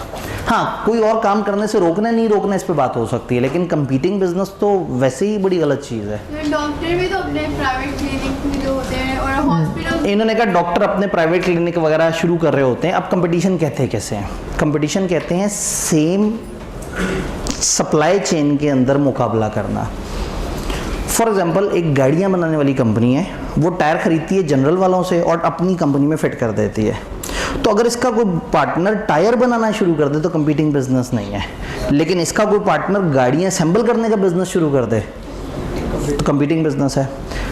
अगर एक डॉक्टर सुबह के वक्त, जो उसने अपना प्राइम टाइम एक हॉस्पिटल से एग्री किया हुआ है, जिस टाइम पे सुबह वाले ही कस्टमर आते हैं, अगर उसी टाइम पे वो उसी हॉस्पिटल के मुकाबले के एक हॉस्पिटल में चला जाएगा, कंपीटिंग बन जाएगा। लेकिन अगर वो शाम के अपने फ्री टाइम में अपने तौर पे कुछ और सर्विस देके किसी और जगह कुछ और लोगों को वो कर रहा है तो कंपीटिंग नहीं है। मसला कब होगा? जब सुबह के पेशेंट्स को कहेगा कि सुबह के वक्त में बड़ा अच्छा इलाज नहीं करता, मैं शाम के वक्त अच्छे वाला इलाज करता हूँ, तो शाम में आप मेरे उस वाले क्लिनिक पे आए, वो गलत हो जाएगा, वो कंपीटिंग है। तो कंपीटिंग, हर करीब का बिजनेस कंपीटिंग नहीं होता। हॉस्पिटल्स में या डॉक्टरों की फील्ड में मॉर्निंग एक डिफरेंट चीज़ मानी जाती है और इवनिंग की प्राइवेट कंसल्टेंसी डिफरेंट मानी जाती है, क्योंकि मॉर्निंग में आपका एग्रीमेंट एक हॉस्पिटल से होता है और जितने भी मरीज आए आप उन्हें देखते हैं और आप उनको बताते हैं। तो नॉर्मली OPD होता है जो कि डे पेशेंट्स होते हैं। शाम के वक्त वो अगर कहीं और अपना बिजनेस कर रहा है और इसको कंपीट नहीं कर रहा तो फिर वो गलत हो जाएगा। ये डिपेंड करता है डॉक्टर टू डॉक्टर, उसके अपने पर्सनल एथिक्स कैसे हैं। मेरे भाई का एक्सीडेंट हुआ, जिना का एक डॉक्टर है, बहुत कॉम्पिटेंट था, हड्डियों का वो था, उसका फ्रैक्चर हुआ था। तो मैंने उनसे जाके जो है ना, मतलब वहाँ पे वो मतलब जिना के पास एक्सीडेंट हुआ, हम फ़ौरन से जिना पे लेके गए तो पता लगा कि 4-5 दिन बाद ऑपरेशन है। अब मुझे हो रहा, मैंने कहा जिना के अंदर पता नहीं इक्विपमेंट्स वगैरह सही हों ना हो, अब एक इस तरह का फियर था। तो मैं उन साहब के पास गया, वो साहब डिफेंस में भी एक हॉस्पिटल में शाम के वक्त प्रैक्टिस करते थे। मैं उनके पास वहाँ जाके मिला और मैंने उनसे कहा कि जी वो मेरे भाई का ऑपरेशन होना है, वो जिना में है, तो मैं इधर ला के करा लूँ, यहाँ आपके पास चीज़ें बेहतर होंगी। उन्होंने कहा भाई वो गवर्नमेंट हॉस्पिटल, आप इस वजह से घबरा रहे हैं, वरना वही ऑपरेटर्स वहाँ हैं, वही मेरे पास भी है, बस वहाँ माहौल थोड़ा सा अनकम्फर्टेबल है, यहाँ माहौल थोड़ा सा शशके मशके वाला है। वहाँ पे आपका कुछ नहीं लगेगा, यहाँ मैं 2.5 लाख रुपए ले लूँगा ऑपरेशन के। तो क्यों कर रहे हो ऐसा, वहीं पे करवाओ। तो ऐसे लोग भी होते हैं कि मतलब मैं तो जाके उसे कन्विंस कर रहा हूँ कि भाई मैं आपके पास आ जाऊँ यहाँ पे, ताकि ज़रा बेहतर एनवायरनमेंट, बेहतर केयर मिल जाए। उन्होंने कहा भाई जो चीज़ ऑपरेशन के लिए ज़रूरी है वो यहाँ और वहाँ बराबर है, बाकी मरीज़ से मिलने वाले आने वाले कितने साफ़ सुथरे माहौल में बैठे हैं, अगर उसके पैसे देने हैं तो बेशक आ जाओ यहाँ। लेकिन मैं वही, ऐसा नहीं है कि मैं सुबह के वक्त गंदा ऑपरेशन करूँगा और शाम के वक्त अच्छा ऑपरेशन करूँगा। तो ये एथिक्स पे डिपेंड करता है, पर्सनल एथिक्स पे डिपेंड करता है कि वो किस तरह से कर रहे हैं। तो हो सकता है कोई शाम में सुबह के बंदे तोड़ के लेके जा रहा हो, और हो सकता है कोई सुबह के वक्त ही एक दूसरा काम करे और आपस में कम्पीट ना करे। 6 तरह के काम हो सकते हैं। एक डॉक्टर हो सकता है एक जगह काम करता हो, वहाँ से पैसे लेता हो, और 2 घंटे थोड़े से बाद के 15-20 मिनट बाद के 2 घंटे वो दे देता हो एक चैरिटी हॉस्पिटल को, जहाँ वो फ्री में इलाज करता हो। तो ये पर्सनल एथिक्स पे डिपेंड करता है। जी, एक सवाल फिर ख़त्म करते हैं टॉपिक। क्या फर्म अपना ही कंपटीशन कर सकती है? वो फर्म का कंपटीशन नहीं कहलाएगा, वो फर्म का अपना बिजनेस कहलाएगा। देखिए ना, बात ये है कि वो जो भी कर रहे होंगे वो अपने ही नाम से 2 ब्रांड्स दे रहे हो, लेकिन है तो वही फर्म ना, तो वो बिजनेस तो सबका कंबाइंड कहलाएगा। तो अपना कंपटीशन करना तो बहुत अच्छी बात है, आप अपनी प्रोडक्ट के मुकाबले में अपनी प्रोडक्ट ले आए। हमारे फिजिकल के मामले में हमारा ही ऑनलाइन है, आपस में लड़ते हैं, दोनों का आपस में कंपटीशन है। एक बच्चा फिजिकली आया है तो ये जो कॉलेज में बैठे लोग होंगे चाहेंगे वो फिजिकली एडमिशन ले, बच्चा कहता है मुझे ऑनलाइन एडमिशन चाहिए। तो मज़े की बात है बच्चे ऑनलाइन रब्ता करके कहते हैं फिजिकल एडमिशन चाहिए और फिजिकल आके कहते हैं ऑनलाइन एडमिशन चाहिए। तो कंपटीशन तो विद इन सेम कॉलेज हो रहा होता है, लेकिन वो प्रोडक्ट्स का कंपटीशन होता है, इदारे का कंपटीशन नहीं होता। जल्दी से आगे चलते हैं, मामला मुकाते हैं। आखिरी topic, partnership property. Property of the firm. Property किसे कहते हैं भला? नहीं, प्रॉपर्टी किसे कहते हैं? एसेट्स को कहते हैं। तो अब यहाँ पे एक प्रॉब्लम है, पार्टनरशिप का वजूद ही नहीं है, वो तो कागज़ का एक टुकड़ा है ना। अब कौन से एसेट पार्टनरशिप के हैं, कौन से पार्टनर्स के हैं? चार लोग मिलके काम कर रहे हैं और उनके आसपास बहुत सारे एसेट्स पड़े हुए हैं। वो एसेट्स में से कौन से उनके ज़ाती एसेट्स हैं और कौन से फर्म के एसेट हैं? तो डेफिनेशन के मुताबिक फर्म के एसेट कौन से होते हैं? नंबर 1, जो इनिशियली पार्टनर फर्म में लेके आए। नंबर 2, जो एसेट लाए गए, इन एसेट्स ने जो कमाया, एसेट्स में जो इजाफा हुआ। काम शुरू हुआ, एक बंदा 10 लाख लेके आया, एक बंदे ने अपनी गाड़ी दी, एक बंदे ने एक और एसेट का फर्म को दे दिया। ये है इनिशियल एसेट फर्म के। फर्म ने इन एसेट से कमाया, इन एसेट्स की वैल्यू बढ़ी, तो भी ये किसके एसेट हैं? फर्म के एसेट्स हैं। तीसरा, फर्म ने अपने कारोबार से जो अर्न करके जो अपने पैसों से खुद से जो एसेट खरीदे, वो फर्म के एसेट है। और खुद से खरीदे हुए एसेट में जो बढ़ोतरी हुई, वो फर्म के एसेट्स हैं। एंड गुडविल, फर्म जो काम करती जा रही है उसकी गुडविल बनती जा रही है, वो गुडविल फर्म का एसेट है। अब गुडविल क्या चीज़ है? एक फर्म अगर बड़ा ज़बरदस्त काम कर रही है और सबको नज़र आ रहा है कि ये 25-25 लाख रुपए प्रॉफिट कमा रहे हैं हर साल का, एक फर्म है उसमें 1 करोड़ के एसेट्स हैं और 4 पार्टनर हैं, तो हर बंदे का कितना हिस्सा हुआ? 25 लाख का, in the absence of any other thing. तो सबके 25-25 लाख के एसेट्स वहाँ पे पड़े हुए हैं और टोटल है 1 करोड़ के एसेट। ये फर्म हर साल 25 लाख रुपए प्रॉफिट कमाती है। तो अगर आज एक पार्टनर छोड़ के जा रहा हो और हम कहें इस 1 करोड़ में से 25 लाख पकड़ो और निकल जाओ, कहे भाई इस वक्त ये फर्म इतनी मशहूर है कि ये साल के 25 लाख कमाती है, तो टेक्निकली ये गुडविल तो बन गई है। अगर आज आपसे कोई कहे कि ये आपका बिजनेस खरीदना है, तो क्या आप 1 करोड़ में बेचेंगे? 1 करोड़ के तो सामने एसेट्स नजर आ रहे हैं और ये फर्म कमाने की कैपेसिटी रखती है, हर साल 25 लाख कमाती है, कितने का बेचेंगे? 1 करोड़ 25 लाख। उन्होंने कहा बस साल का प्रॉफिट ऐड कर देंगे, निकाल देंगे उसे। किसी ने कहा 2 करोड़, अपनी मर्जी की कीमत। अब 100 डिबेट्स हो गई ना, यानी अब आप अपनी फर्म की वर्थ कितनी काउंट कर रहे हैं, ये वर्चुअल चीज़ है, नज़र नहीं आ रही। आप उन्हें कहेंगे भाई आप 1 करोड़ 70 लाख दोगे तो हम आपको देंगे ये बिजनेस, वरना नहीं देंगे। इसका मतलब आपने 1 करोड़ टेंजिबल दिखने वाले एसेट्स का दिया और 70 लाख इनटेंजिबल ना दिखने वाले एसेट का दिया।